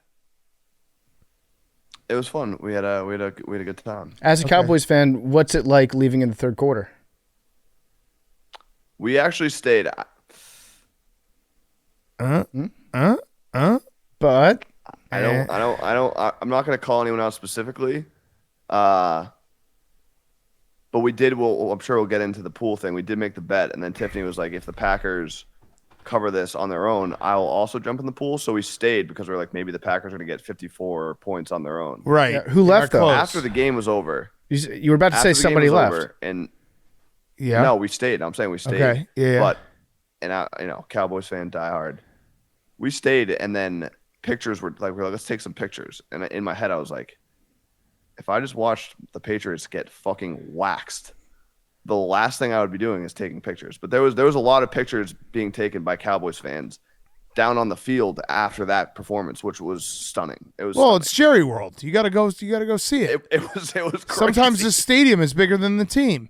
Okay, so this pool But bet. we stayed for the whole game. So explain the pool bet for us. So we were in the game, and Tiffany, it was her idea. She was like, we got to do a bet. And I said, like, she was like, what should we do? Like, it's 30 degrees. It's like, it's colder now. And obviously growing up in Massachusetts, being in Chicago now, where it's way, way, way colder, 25 degrees is cold, but it's not that cold. People in Dallas were freaking out. Like Tiffany was like freaking out. She's like, it's so cold. It's so cold. It's so cold. We should do a bet where one of us has to jump in the pool. And I, as you guys know, I've been doing the ice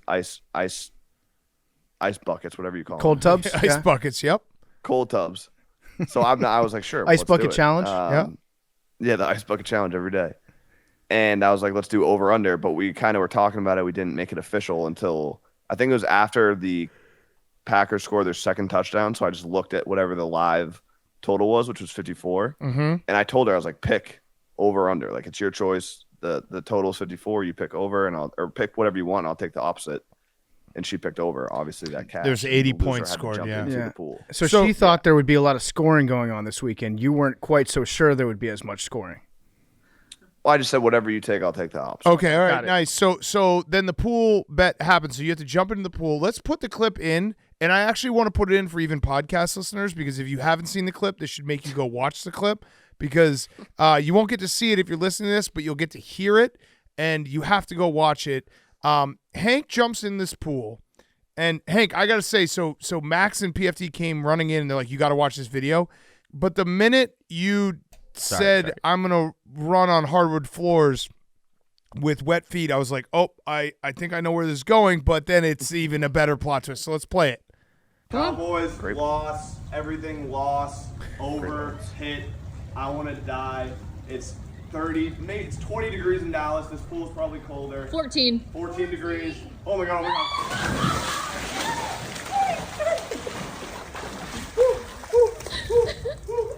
my god. So he's running. They're throwing towels on him. Yep. He's drying off his jeans. Here comes the problem. He's going on hardwood floors with wet feet. Here he goes. Wipe his feet. Oh! And if you're listening to the podcast, like I said, go watch the video because that sound you just heard was Hank slipping on the floor and his knee going into the drywall and putting the biggest dent. It looks like a frat boy after losing some beer pong, just fist through the drywall. Hank, talk us through this moment, please. Yeah, you just watch the clip. As you can see, in my head I was like, I'm gonna dry off before I go into the inside.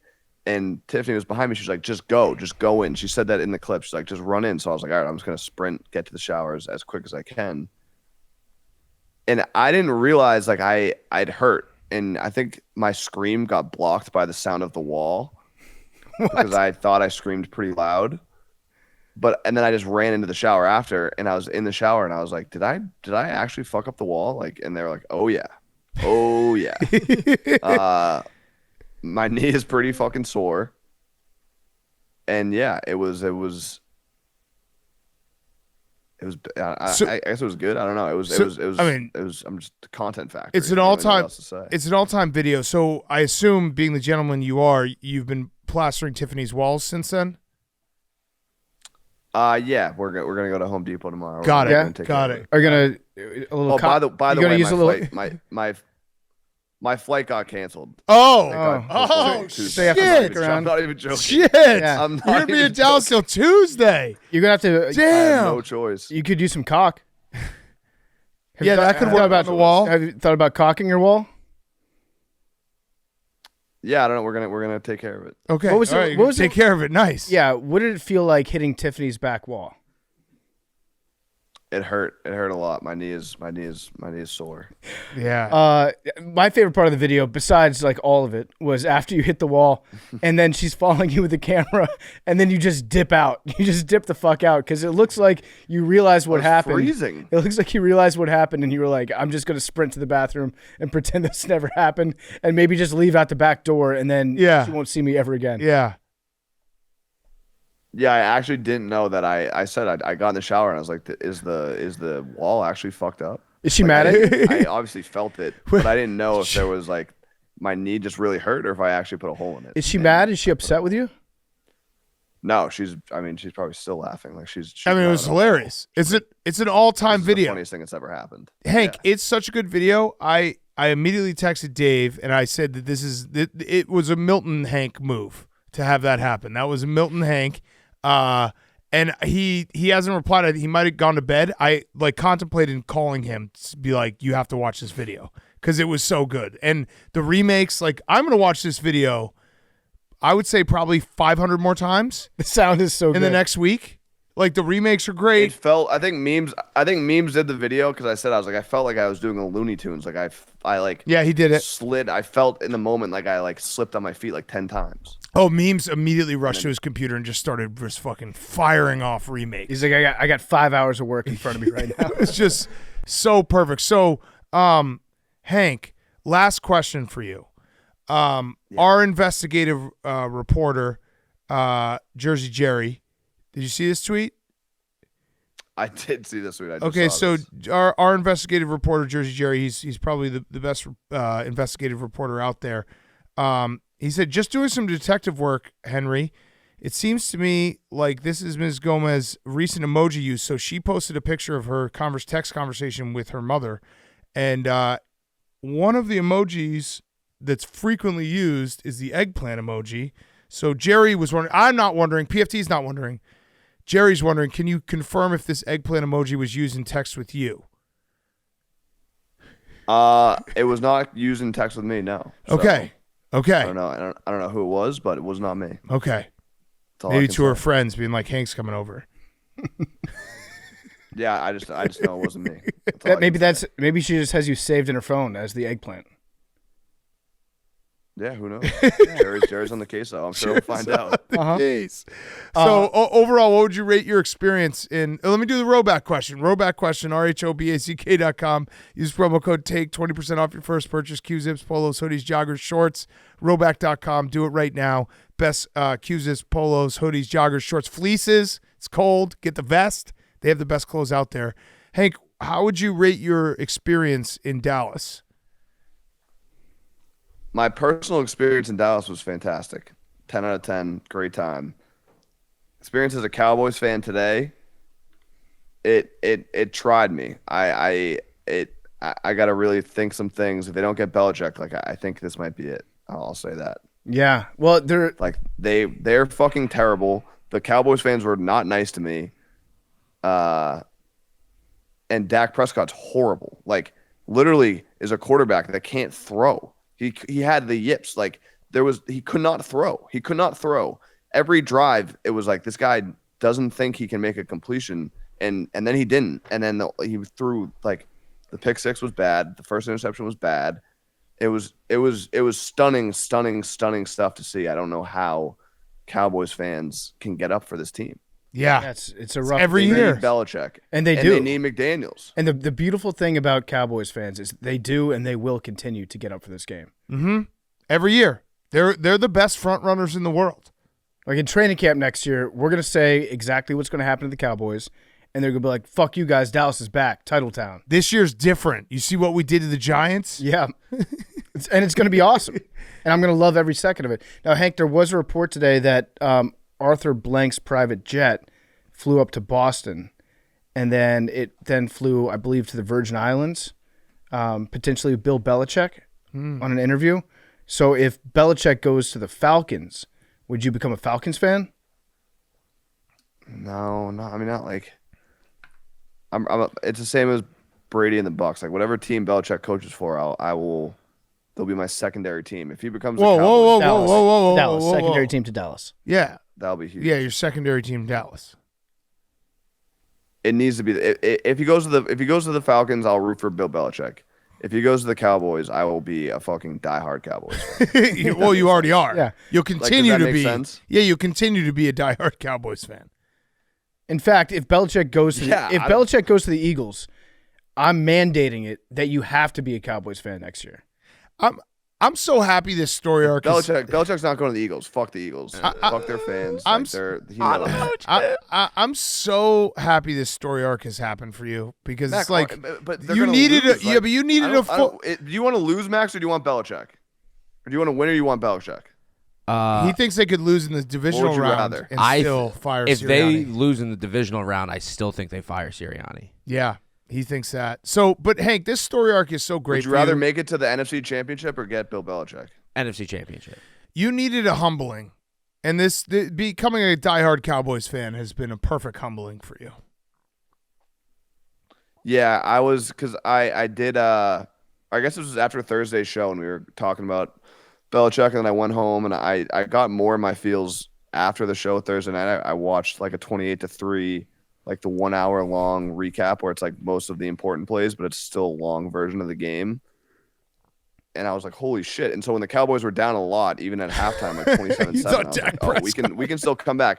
I was explaining it to the guy next to me who's a Cowboys fan, and he was like, dude, like you're talking about Brady and Belichick. Like, we're not doing this. I was like, I was like, we get the ball back, we score, 3 and out, score, then it's 13 points and there's plenty of time. Like, we're so in this. And he's like, he told me point blank, he's like, this is not happening. No, it wasn't. No. It was never happening. That hit me. I was like, yeah, no, this isn't happening. Yeah. Yeah, well, I mean, if being humbled is getting invited to go down and spend a lovely weekend in Dallas, then I consider this a great humbling weekend for you.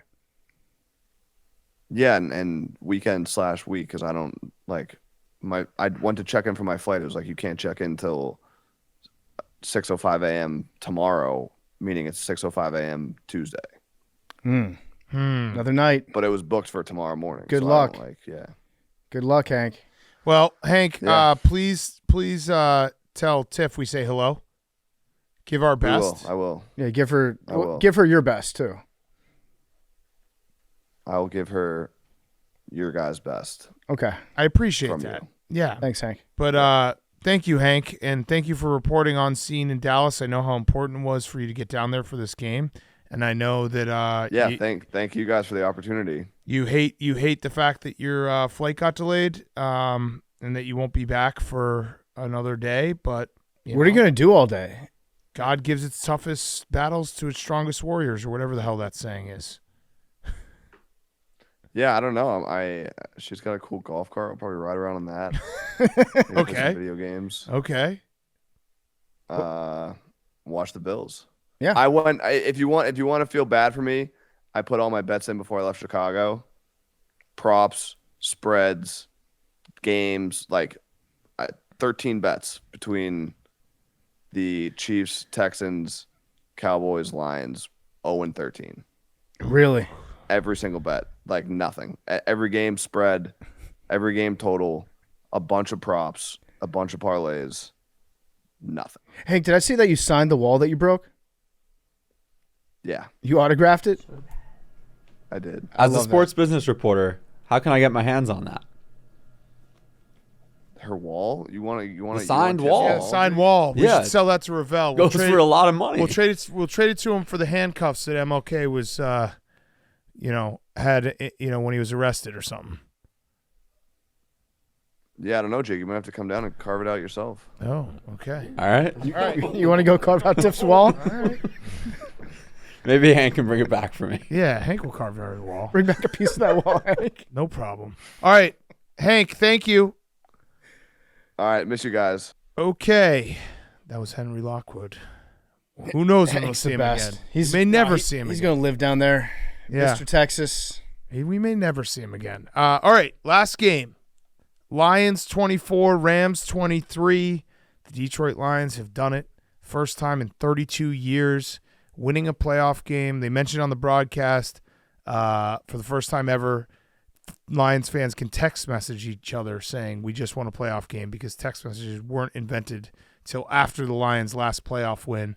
That was an awesome atmosphere, game, everything. It was so, you could just feel the electricity watching it on TV. It felt like a college game at the start of it. It was so loud. So loud. People were crying at the end of the game. So much emotion. They booed the fuck out of Matt Stafford. Which I like. I like it too. Like, he kind of deserves to be booed in that situation. Yeah, it's not that was. I don't think that they were necessarily saying fuck you to Matt Stafford as much, because most Lions fans will say we appreciate Matt Stafford and the way that he played when he was in town for such a long time. But it almost gave more of a statement to Jared Goff that Jared Goff is our guy. We don't want Matt Stafford. We want Jared. We chose him. It was also just, it's a simple, you're now in the playoff game. Matt Stafford is what's standing in front of you in winning a playoff game for the first time in 32 years. You should boo him. I don't think it was a mean boo. It was just, you're the guy who's standing in front of us. You're the guy who can stop us from winning this game. And it was a crazy game because the first half felt like neither team could ever get a stop, shootout. And then the second half, both teams made defensive adjustments and it grinded down. Puka Nacua was out of this world good. He's insane. I don't know what else to say. He could not be guarded. Every single time he caught a ball, he got yards after the catch. He's not afraid of getting fucked up. He got fucked up multiple times. Matt Stafford got fucked up. Yeah. I can't believe Matt Stafford didn't come out of that game with a concussion. Yeah, whatever the NFL's concussion check is, might need a little bit of work. some people have said in the past that the NFL's concussion policy would have cleared JFK to re-enter the parade afterwards. Yes. This is one of those situations because you could see his eyes roll up in the back of his head for a split second. Now, if I'm being generous, maybe Matt Stafford got the wind knocked out of him really hard and he was taking like a big gasp that like paralyzed his entire body. Maybe. But I think to everybody that watched on TV, we're like, get this guy out of the game. Keep him out of the game. He's really, really badly hurt. Yeah. But then we've seen that from Matt Stafford before. He's a tough motherfucker. So yeah, he's He crazy. just insists on coming back in. But yeah, the Lions defense, Aiden Hutchinson, holy shit. Yeah, they So stepped good. up. They made stops when they needed to make stops. I know there were some weird flag calls that people were asking for. I also think Sean McVay is an incredible coach, one of the best coaches in the league. He can't figure out clock management. I don't know why they punted there with one timeout. I don't know how they got one timeout going to the last 4 minutes of the game, but punting there made no sense to me. Yeah, it's a good lesson for every coach that 5 yards, what would you rather have? 5 yards in the third quarter?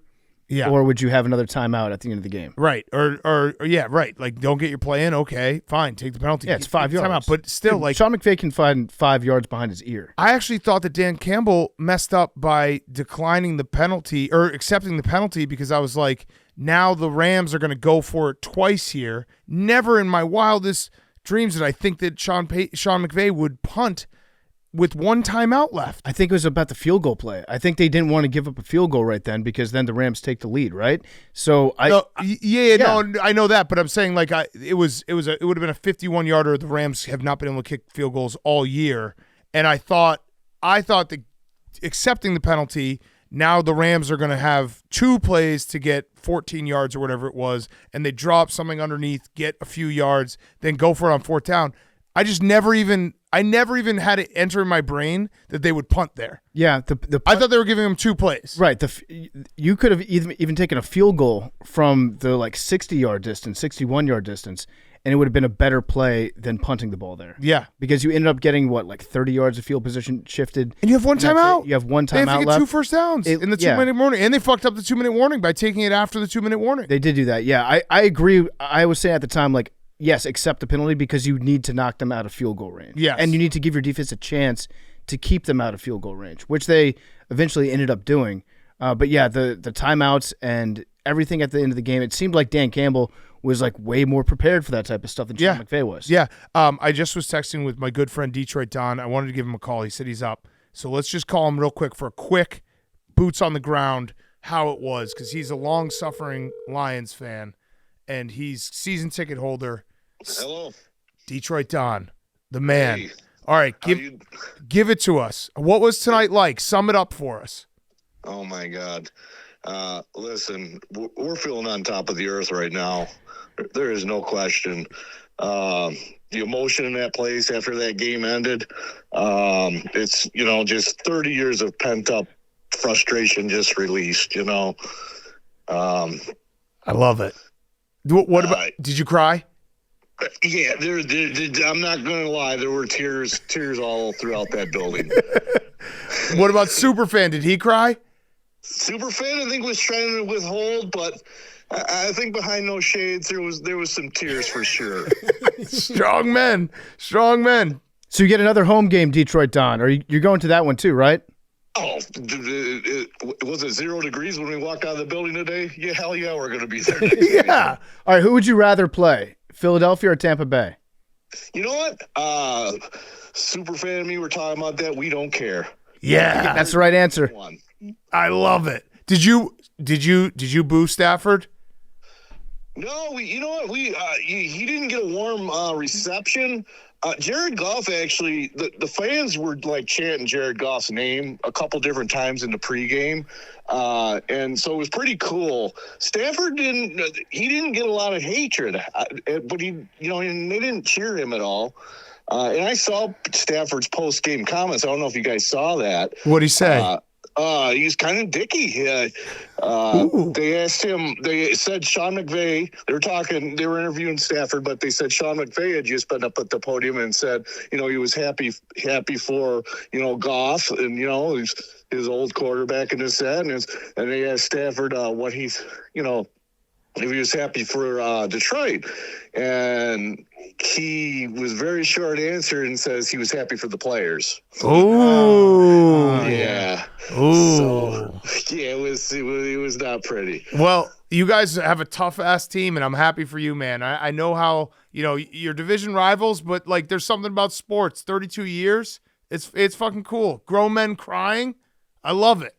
I appreciate that, man. And you've been down there with us in the hard times. Hey, listen, let me tell you, this girl that just disappeared, like she was a season ticket holder right behind us, and she just appeared today at the game, and we were like, where the hell? We call her Sprinkles. We were like, where the hell have you been at, Sprinkles? She says, if you guys remember, on the Hail Mary pass, she says, I will not come back to another game till we make the playoffs. And true today. She showed up? That was the first time you'd seen Sprinkles since that game I went to? So yeah, and so she even said, she says, yeah, well, we were all in that Barstool's video. He says, yeah, we didn't really, you just like disappeared for like years, and we kind of forgot about her a little bit, I'm not gonna lie. But Sprinkles showed up at the game. Oh, so it's awesome. She was a sobbing mess at the end of that game. It was really cool. So she's had season tickets since then and just hasn't shown up. No, she must sell them or give them to family or friends.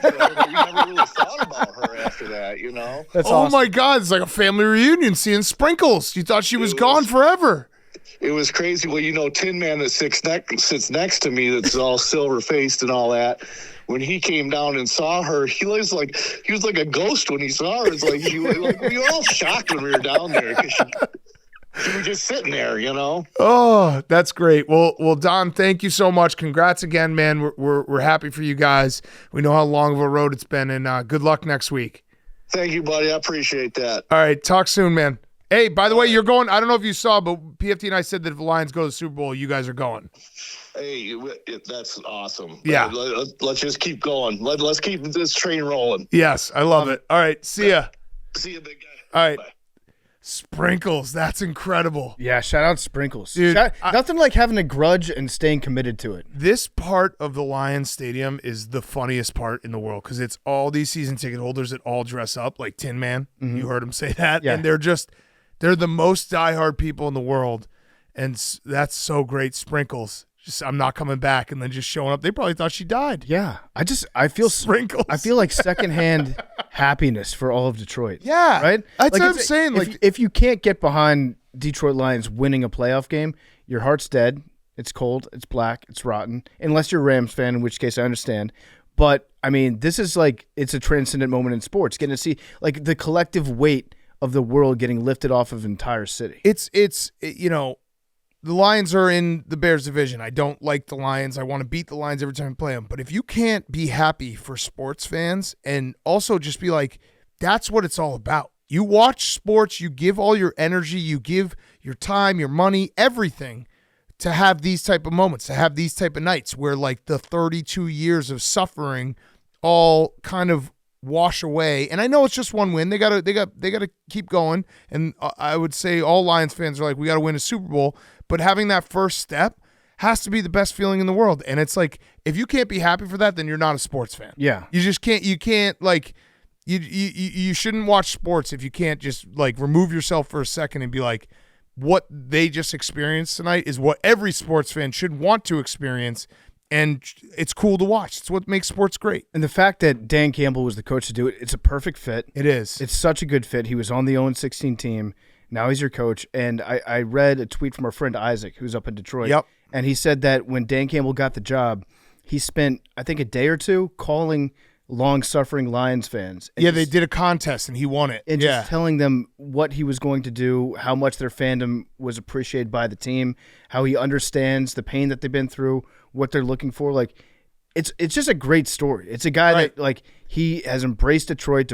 Detroit's embraced him, and sometimes being just a tough ass dude is what a city needs to get over that huge hump. He was on the 0-16 Lions. Yeah, and going back to Hard Knocks, when we were like, yeah, I'm all in on Dan Campbell, to the slow start that they had right afterwards, but just him crying at the podium, all of it. The entire story of the Detroit Lions, and specifically the Dan Campbell era of the Detroit Lions, has been such a cool story to watch, and I hope it doesn't stop.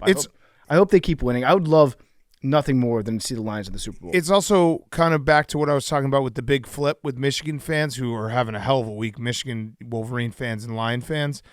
Like, the whole reason, even in the darkest time of whatever fan base you're a part of, whatever team you're rooting for, the whole reason you stick with them is because you feel like this type of moment could happen at any point. Yeah. And it happened. So it's like, this is awesome. Yeah. This is great for them. It finally happened. You tell all those times when you have terrible teams or you have terrible losses, you get in the car after and you're like, someday it's going to flip. Someday we're going to win a big game. Someday we're going to have a moment of like pure joy and, sports happiness. And they got it tonight. And it's awesome. I'm happy for Detroit, Don. I'm happy for Sprinkles. Shout out Sprinkles coming back. What a story. What do you think Sprinkles' outfit is? Glitter? Sure probably a shitload of glitter. Yeah. I also like the idea of the Tin Man looking like he's seen a ghost. Yeah. So Big Cat, that's right behind you. That was the game, her last game, right? Yeah, she was probably right over there. It's the whole, that's the last game. It's still like the luckiest Barstool video I've ever done, where if you haven't seen the original videos, Detroit Don and Superfan got kicked out of a game for standing on defense on the third down. And maybe they were doing other things, but whatever. They were standing on defense. That's what they're saying. So they did a press conference, just the two of them, in front of like a brick background, like somewhere in Detroit, just disgusted that they got kicked out. And Superfan has a tattoo of their season tickets, like the seat number and the row number. And I was in Detroit for the MAC championship, which was on Friday, and the Lions and the Packers were playing on Thursday night, and I hate Aaron Rodgers. I was like, fuck it, I'm just going to go try to beat Aaron Rodgers with these guys. Bought the ticket next to him, did not talk to him. They showed up, and it was me and Gaz, and I was just like, hey, like, I hate the Packers. Can we watch this game with you? And they're like, fuck yeah. And then Aaron Rodgers threw a Hail Mary right in our face, and their soul came out of their body, and Sprinkles retired for 6 years. Yeah. But it was one of the luckiest like Barstool videos I've ever been able to be a part of, because to be able to get a ticket right next to them, have them do a thing where they say their season tickets, get a ticket right next to them, happen to be in Detroit for the MAC championship, and then have a Hail Mary happen right in their face. Man, I'm just happy for Lions fans. I hope they suck next year because I hope the Bears are better. But right now, fuck it. I'm happy for Lions fans. Yeah, and I hope you win next weekend. I hope you win the weekend after that. I hope you win the Super Bowl. Yeah. It'd be incredible. It'd be a hell of a story. You see the Dream Blunt rotation before the game? No. It was Barry Sanders, Eminem, I think Big Sean. There was somebody else there. They had like all the stars down. Oh, Calvin Johnson came back. Okay. So they saw his reply to the tweet, and they're like, Calvin Johnson, come back for the playoff game.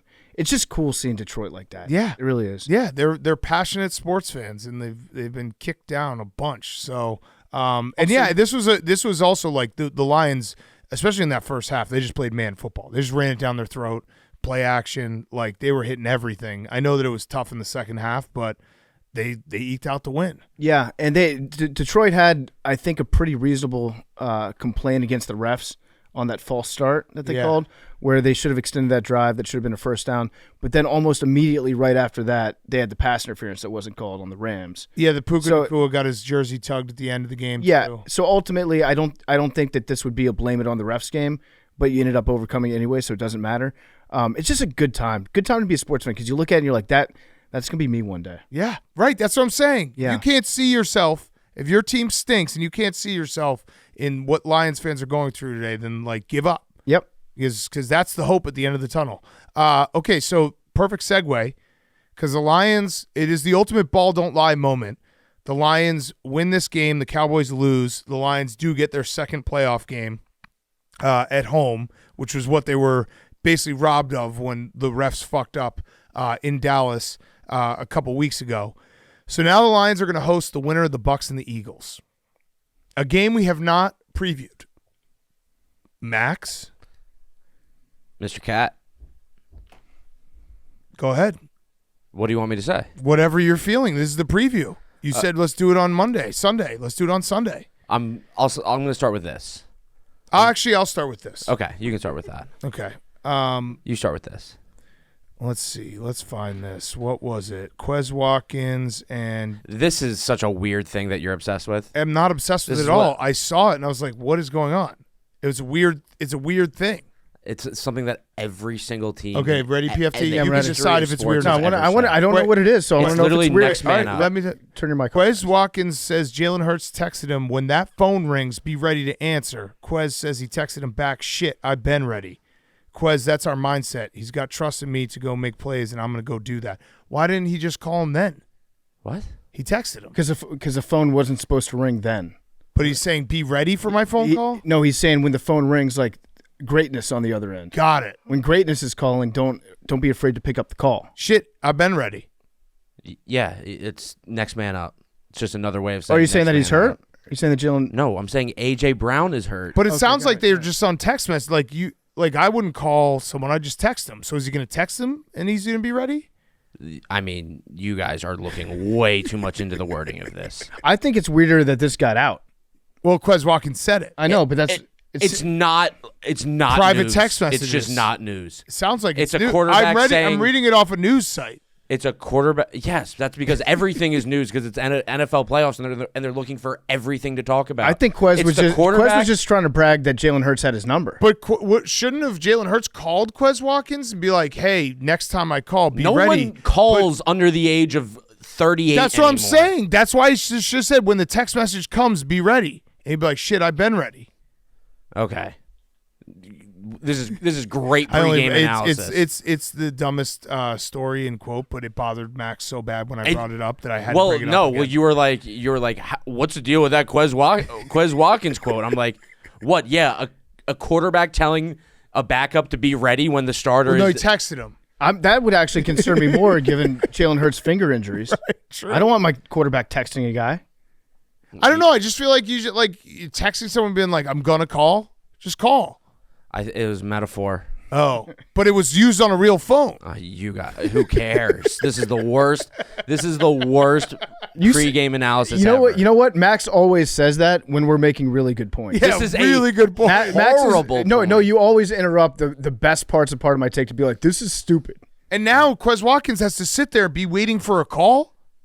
You got a text saying, Don't "Be you ready for the call." Don't you see how great this segment is, Max? I hate you. Okay. All right. So yeah. I have a quote here. Jalen Hurts says that he hasn't thrown a football since injuring his finger on Sunday. He acknowledges that going back into the game was a bad idea physically, and the pain hurt more last week.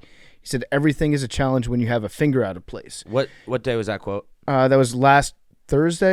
I think he threw a little bit on Friday. He threw over the weekend? I think he threw. Well, they practiced on Friday. Okay. Are you concerned about his finger, especially given his significant downturn in completion percentage, completions, attempts, yards per attempt, passing touchdowns, increase in interceptions, deep throws, and turnover-worthy plays when it's raining? Yes. You are concerned. The answer is yes. I'm concerned about his finger. Okay. So AJ Brown out. He Correct. decided he wanted to go to a boxing match instead. Atlantic City. He wanted to go to AC. Oh. I don't know. I mean, I don't. What's know. up with that? I- Sounds like he's not ready for a call. No, he is. He said he'll be back if the Eagles advance. He would be back for the divisional round. Is that not weird that he's not going to the game? He could be going to the game. He's probably just not. The game's not till Monday night. Oh, okay. He was just okay. When was he in Atlantic City? Was that Saturday It was or Sunday? Friday night. Oh, it was Friday night. Okay. Oh, okay. Off night. I think so. I think it was Friday night. Watching Sam Laporta play on his fucked up knee tonight, were you like, why isn't AJ Brown playing? Yes, Okay. but every injury is different. I'm not going to judge. We should actually just pause for a second and give Sam Laporta a shitload of credit. Oh for yeah. playing on that because On a touchdown. if you saw the injury that happened to him last week, you thought your first reaction was ACL, MCL, PCL out for a long time. It's insane that he was playing, but he also had like the biggest knee brace that I've ever seen covering his knee. We should also give credit to the Moon. We forgot to do that. Oh yeah. Moon So, came through again. The waxing crescent. I'm pulling up the stat right now. The Moon was a waxing crescent the last time the Lions won a playoff game. The Moon on Sunday will be a waxing crescent. It was a waxing crescent. Detroit Lions win again. And Detroit Lions' official Twitter account says wax on. So we'll have to do a Moon update for next week and see what's going on with that. But the Eagles, Max, Tampa Bay, you guys should kill the Buccaneers. Incorrect. It's a 3-point line. You Your should favorites. We are favorites. Road favorites. Which is a interesting number. I think that they shouldn't be.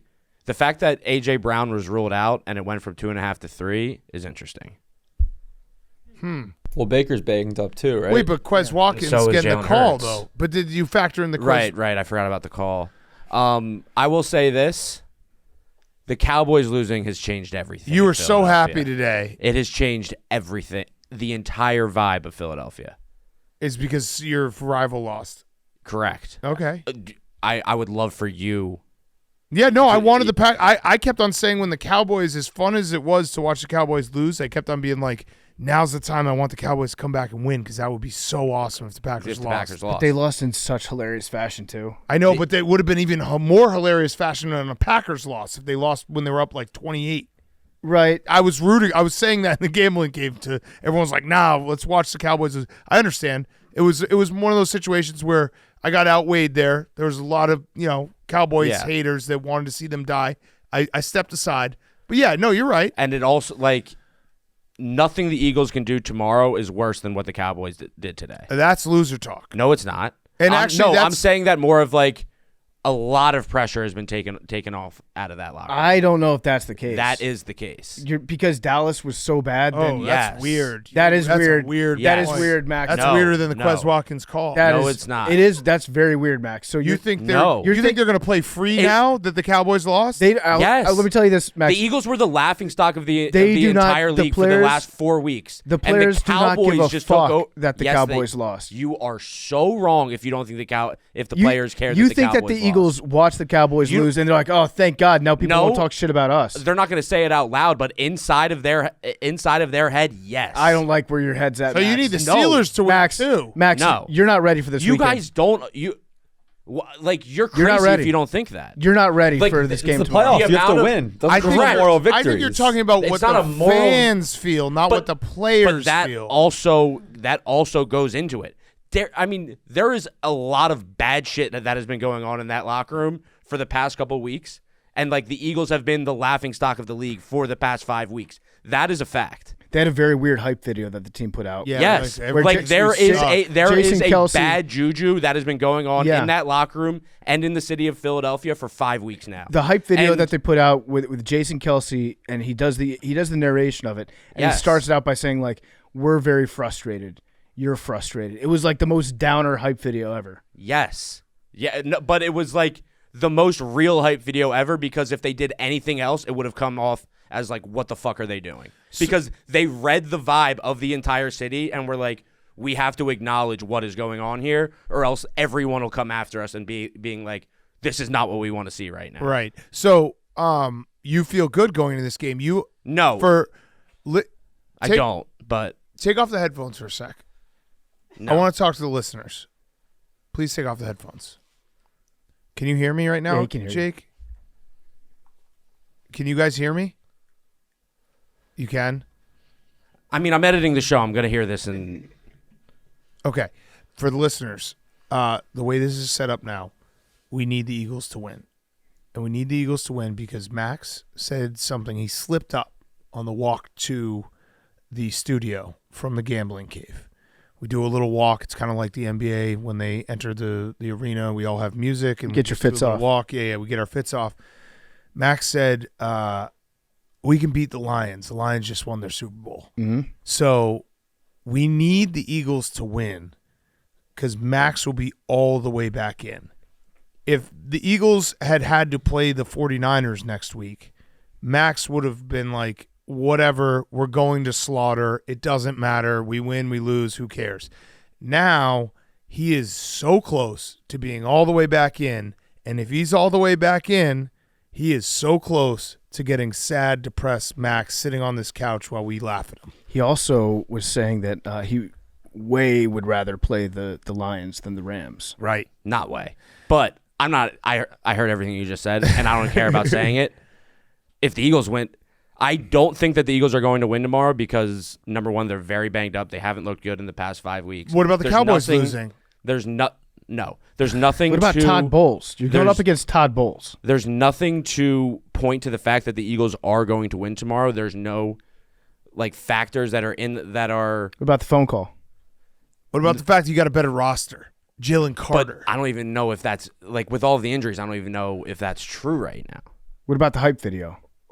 Is Darius the Slay hype back? video was Darius Slay is back. That's but Ray Lewis. But AJ Brown is out.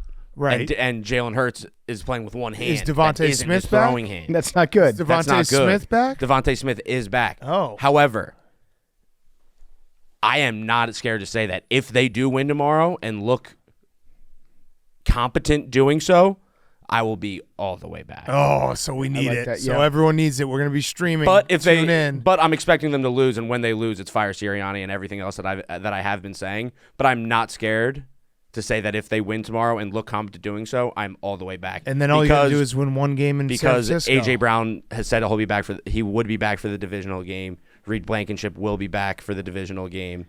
Reed Blankenship is still day to day is still game time decision for tomorrow. But the Lions just won their Super Bowl. What about this, Max? What about you beat the Lions next week? And then we would just get crushed by the Niners. And then the Packers beat the Niners, and then NFC Championship at the Link. Think about that. I'm not worried about that. I'm very worried about beating the Bucs tomorrow. Like if I had to choose, like with my life on the line, I think the Eagles lose tomorrow. But the future of the playoffs will change for me if they win. So did this game become a must-win? Yes. It switched. Yeah, no, it flipped. No, because if they lose, then I'm like, okay, Sirianni sucks. Blow up the team. Bring in Belichick. Make Hank's life a living hell. That would be the best. Yeah, so like it would be the best if you got Belichick. I'm just saying my number one is like now I really want to win tomorrow. But I can be talked into like, oh yeah, they were never going to win that game. Okay. But if they do win tomorrow and look competent doing so, I'm all the way back. And I'm telling everyone that right now. It's sad that I'm thinking that, and people are going to be like, oh, Max, you're such an idiot. Like, this team sucks. You know this team sucks. And I do know this team sucks. But they are giving me a chance if they win tomorrow. It's like, they don't have to go to San Francisco anymore. Yeah.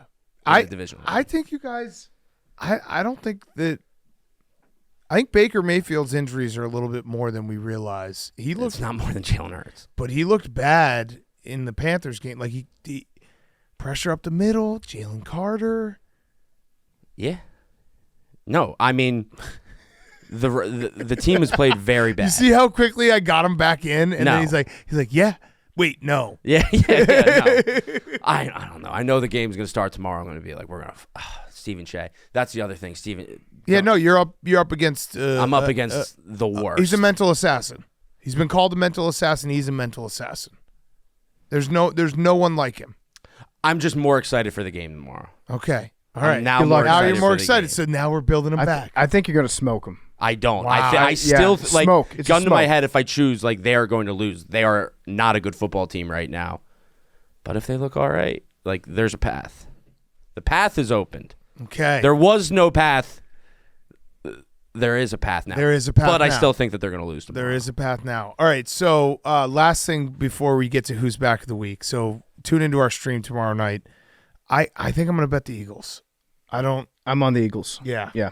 I don't know. I just think the Bucs have beaten a lot of NFC South teams that I don't know. Neither team's very good. No, neither team is good. So here's what it is whichever team whichever team loses, if you bet on that team, you're going to feel extra dumb because it will just confirm, oh yeah, that team wasn't good. Mm-hmm. And then whatever team wins, you'll be like, oh, maybe they got something. That's just really how it's going to go. We're going to walk away. If the Eagles beat the Bucs, we'll be like, the Bucs were never good. And if the Bucs beat the Eagles, we'll be like, the Eagles all-time collapse. They stink. That's going to be it. From October, from Big Cat, Jake, if the Bucs make the playoffs, tell me to bet against them. Okay. Then I will. That's the Todd Bowles factor. Yeah. Mm-hmm. Yeah. I will be doing so. Okay. Last thing. The Bills-Steelers game is on Monday afternoon. People were very upset about this. They moved it for weather. I feel like most people understand at this point that it's not – because when it first happened, there was a lot of people who were very upset. And I get being upset that you wanted to see a weird weather game because we all want to see weird weather games.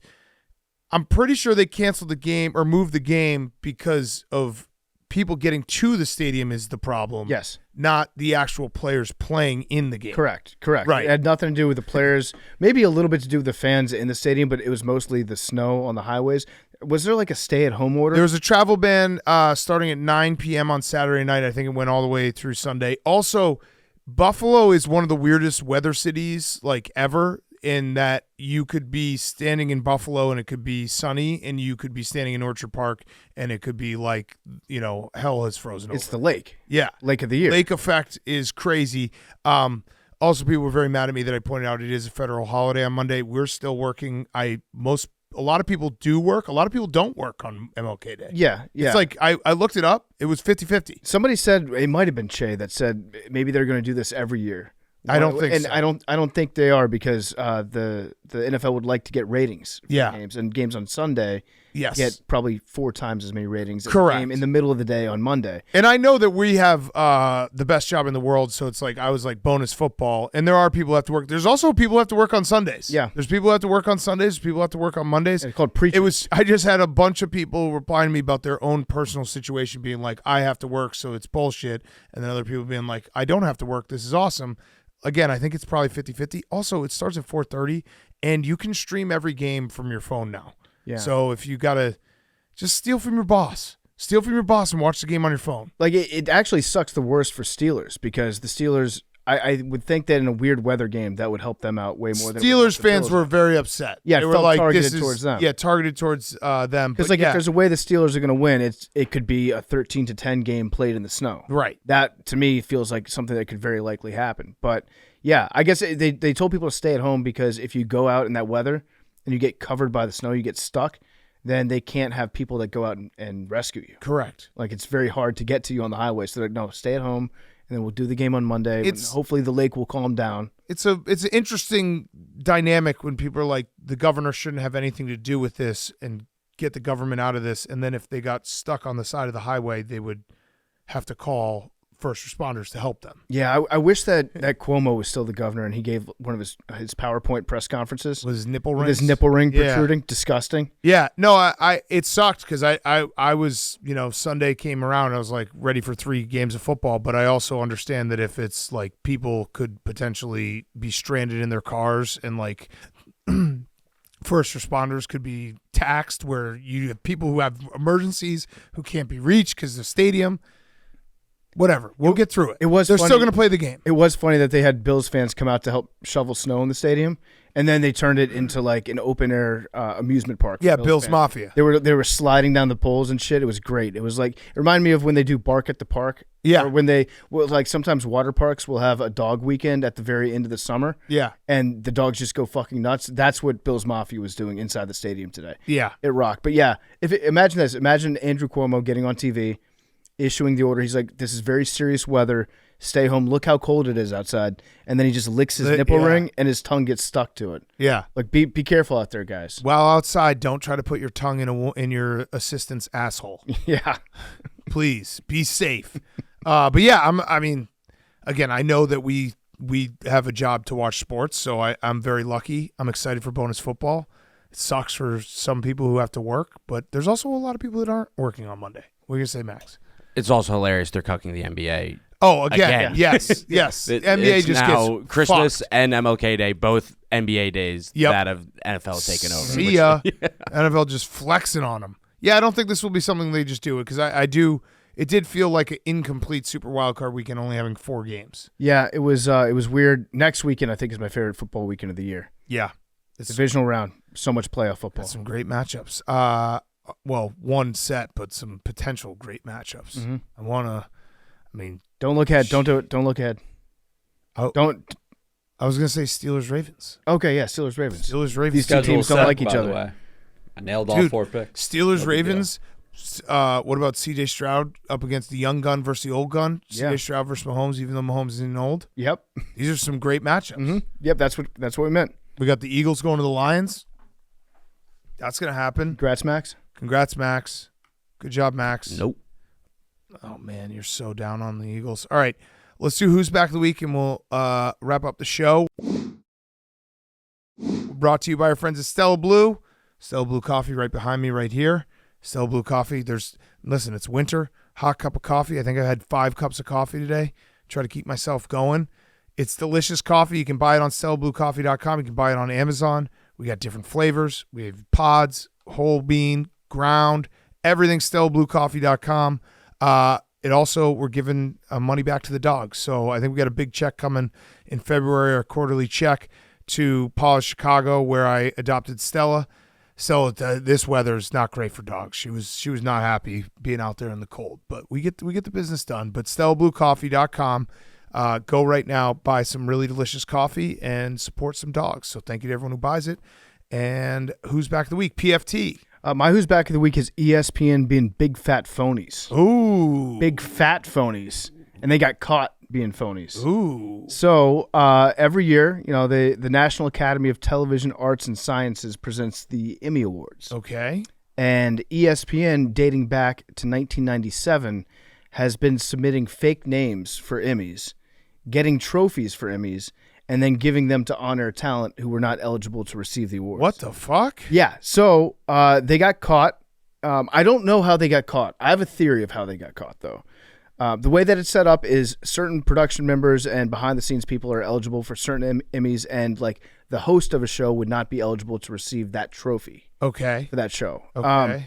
My theory is that some of the hosts do like office shots from their homes. Okay. And have the Emmys behind them. Yes. And somebody from the Emmy Awards saw them. They're like, wait, this person never won an Emmy from us. And then called ESPN. They did an investigation. Apparently, I believe it was Stephanie Drewley at ESPN. She was the executive in charge of it. They submitted dozens and dozens and dozens of fake names to the Emmys and just handed them out. They would That's crazy. They would make up a name, get the trophy, and then they'd be like, here you go, on-air talent. Here's your Emmy statue. And the person would just have an Emmy that they didn't earn. I want one. Yeah, anyone can get an Emmy now. What the fuck? Yeah, pretty wild stuff. So read the full article is on The Athletic. It came out last Thursday.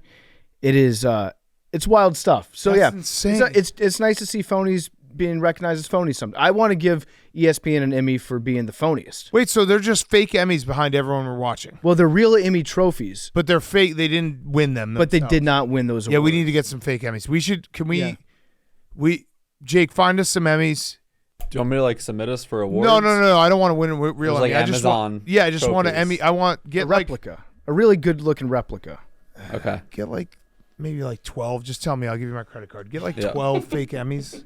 Got it. We'll just sprinkle them everywhere. Yeah, Jeff Just D. have Lowe's. people like, damn, there's those Emmys. Jeff D. Lowe's is real.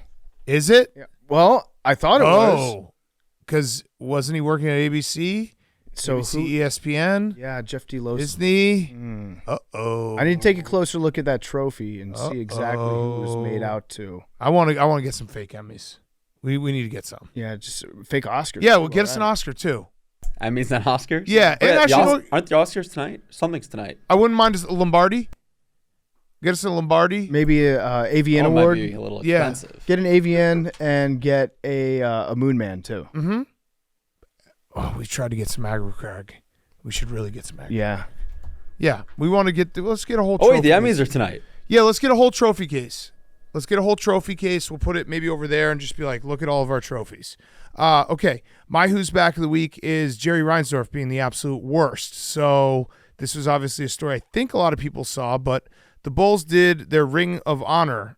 They invented a Ring of Honor, very half-assed the whole production because they decided to do this in December. And they're like, hey, Ring of Honor night in the middle of January. Steve Kerr will be back with the Warriors. We're going to do Ring of Honor night.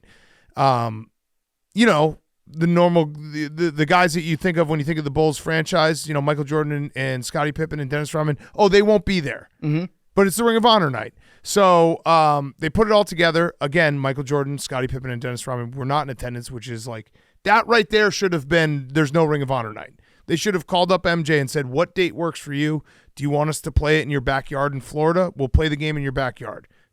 Michael Jordan is the Bulls. Like, it's so crazy they did that. So they do the whole thing at halftime, and they had, for people who have passed away, they had a family member sit in for them. Jerry Krause passed away a few years ago. His widow, Thelma Krause, sat in.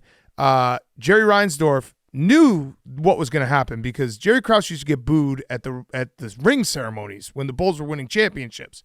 Like, and you also had The Last Dance come out, which was basically Jerry Krause couldn't talk for himself because he was already passed away, and he gets, sewered some more. Jerry Reinsdorf has Jerry Krause's picture shown, the fans boo, and then they show Thelma Krause crying. And yeah, the fans probably should be like, hey, this guy's been dead. We can just be like, hey, he did a lot of good things. I know that, there's the end of the Bulls dynasty. There was a lot of back and forth and everything. And Jerry Krause has been painted as the bad guy, probably for a lot of things that he did to break it up. Either way, Jerry Reinsdorf is the one that everyone should be mad at. He's a fucking half-ass owner. He's bullshit. He's trying to grab the glory of the one time that he had a good team because Michael Jordan was the best player of all time and sell tickets that way. And then he shows Jerry Krause's face, which again, he knew that it was going to get booed. And then Thelma Krause is there crying. Jerry Reinsdorf is the one to blame. I know fans probably shouldn't have booed, but Jerry Reinsdorf is the one who's an asshole. So they did not boo his widow. They were booing the picture of Jerry Krause. Picture of Jerry Krause while his widow was on the wood. It was very easy to just not show Jerry Krause's picture and just be like, Thelma Krause is here, next person. Mm-hmm. Or just don't, you know what I mean? Like, don't even say, just say Jerry Krause's widow is here. Like, move on instantly. Yep. Instead, he set it up. And again, the fans shouldn't have booed, so I'm not absolving the fans, but I think that the real blame should be Jerry Reinsdorf for putting together a half-ass thing, and he hasn't actually tried to win a championship since Michael Jordan left, and they'll trot out and be like, well, Derrick Rose got hurt. Couldn't see that coming. He's a fucking asshole, and the whole night was a debacle, and it was his fault. And I think Phil Jackson's ovation was cut short, just an F- Ring of Honor from start to finish. One thing despised owners love more than anything else is having somebody else that's despised more than you are. And he did. Because you can always play into that. Yeah. And the whole, Last Dance was obviously, it was Michael Jordan's telling of it, and it was an awesome documentary, but Jerry Reinsdorf got to get a say, and guess who didn't? Jerry Krause, because he'd passed away. Max, it's kind of a crazy thing to do. Max, I think you know where I'm going with this. Oh, yeah. What would they say about Philadelphia fans if they did this? Well, they. Why don't you ask the Chicago Bulls play-by-play announcer? Well, no, people ripped. Philly was big mad about that. Oh, yeah? People ripped Bulls fans for this. Ripped them. It was like trending on Twitter for 24 hours. I get it. They shouldn't have booed. But the real enemy here, or the real bad guy here, is Jerry Reinsdorf. That's my bigger point. Shouldn't have booed that moment. Jerry Reinsdorf is the one who fucked everything up. But do you know what I'm talking about? No, what are you talking about? The play-by-play guy went on. Are you talking about Stacey King? He went on a rant about how bad it was that the Bulls fans did that, and then he was like, "We're not Philly, we're Chicago." Oh, that's funny. So Philly Twitter got a hold of that and they were really mad. Stacey King said it's the worst thing I've ever seen in my life. That's stupid to bring in Philly. Mm-hmm. Yeah. I don't think it was the worst thing. That was the other thing is that was what was pissing me off the next day so much, with so many people going after the fans. And fans were dumb. Fans are fans. They're fanatics. They're stupid. The real enemy here, the real guy who fucked this up was Jerry Reinsdorf. That's the one who you should be going after. How do you do a Ring of Honor ceremony without Michael Jordan? Yeah. It's insane. No, that part is definitely a very solid point. It's like the Ring of Honor is null and void if everybody that should be in the Ring of Honor is not there. It's not a Ring of Honor. You think of the Bulls, you think of Michael Jordan, Scottie Pippen, you think of those teams from the 90s, and to have those two, it's a bigger deal that they're doing a Ring of Honor without those guys. Exactly. Than actually having the Ring of Honor. Because they threw a half-ass thing together at last minute, and they're like, this will work, and then they screwed it up the entire time. But you also can't boo a guy who's dead and then have his widow there crying. Well, yeah, you could, but again, I agree with you. Jerry Reinsdorf knew that if you showed Jerry Krause's picture, they boo. Yeah. He knew that. Because they booed him in the ring ceremonies, and the Last Dance happened. And that's a whole new generation of Bulls fans that saw it, and they're like, "Oh, Jerry Krause really fucked this up." So the question is how do they have the Ring of Honor? Do they not put Krause in? No, they put him in. They just say here's Thelma Krause. Guarantee they don't boo a widow. Yeah. Yeah, you're probably right. It was. But they would probably have to show a picture of Jerry Krause when they're like, "Here's Thelma Krause, Jerry Krause's widow." They should have done Tony Kukoc right after, and then everyone been like, "Are they booing or are they saying Koo?" Yeah, that's probably a good point. They should have had. You know what they really should have done if they wanted to fucking do. If I ran the Bulls, I would have had a Ring of Honor, and it would have been okay. Michael Jordan and Scottie Pippen can't get there. All right, Marcus Jordan and Larsa Pippen will be there. Yeah, Larsa should have been there. And they'll just make out. For sure. For the entire halftime. We'll watch them. I was gonna say watch them. Fuck, I'm not gonna say that. I had in trouble with that with Taylor Swift. It was a joke, and I guess my final point is Bulls fans should not have booed. Jerry Reinsdorf is the asshole behind all of this. He is one of the worst owners in sports for sure. Between the White Sox and the Bulls. And he cries poor, and he's like his quotes about everything, like, oh, when is he was at like a CryptoCon a few months ago and was like, everyone says these franchises are worth billions of dollars. Like, that's not real. Like, it's just theoretical. It's like, no, they actually are. They get sold all the time for billions of dollars. It's also very funny that he said that at a CryptoCon. Right, and it might have been, I don't know if it was a CryptoCon. I'm going to say it was a CryptoCon. Jerry Reinsdorf getting into crypto is awesome to think about, though. It's just the whole thing is a joke, and he's not a serious owner of either White Sox or the Bulls, and all he cares about is that he made his money and he can sell merch off the 90s Bulls and the 05 White Sox and be like, well, we won once. Mm-hmm. Worst type of owner. Win once and then be like, well, we did that once. It's fine. Fucking worst. All right. Sorry. It was sorry, Max, that you got involved in that. Stacey King shouldn't have said that. It's okay. He said New York, too. He goes, that's not Chicago. That's New York, Philly.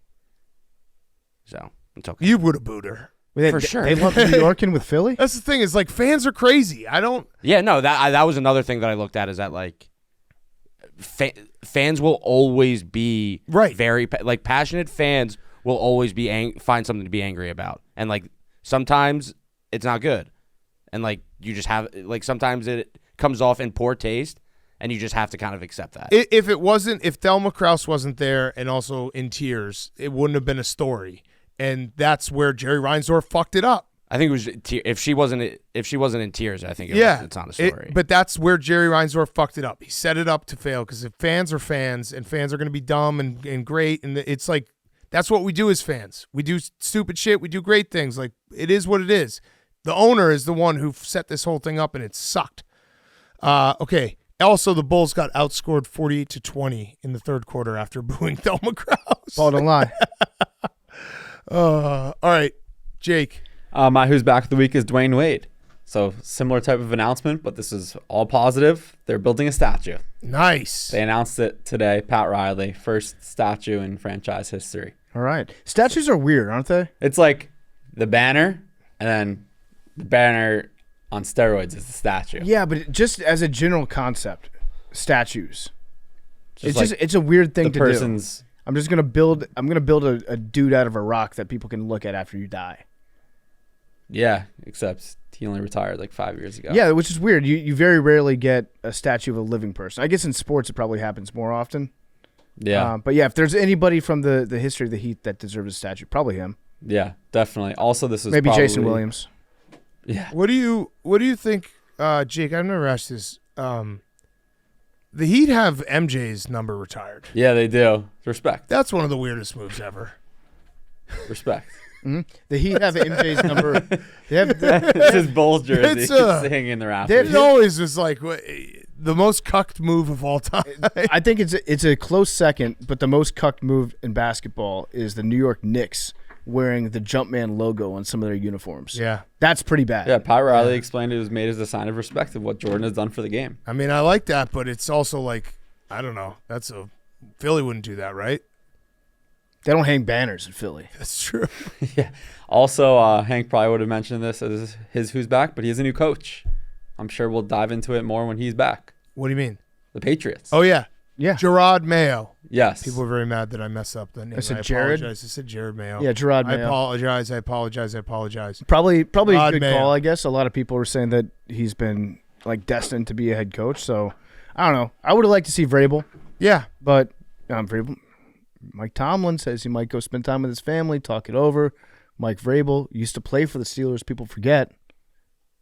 Mike Tomlin of Pittsburgh. Mike Vrabel would be the perfect Steelers coach. He would be their coach for 40 years. Yeah. All right. Good show, boys. Great show. Any show you can get Hank live from Dallas. Detroit Don with sprinkles. Yeah. It's a great show. All right. Numbers. 8. 18. 71. 20. 3. 99 Pug. Okay.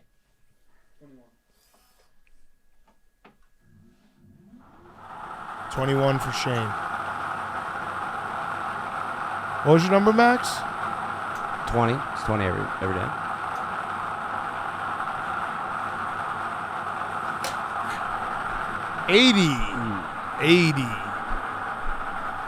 $80.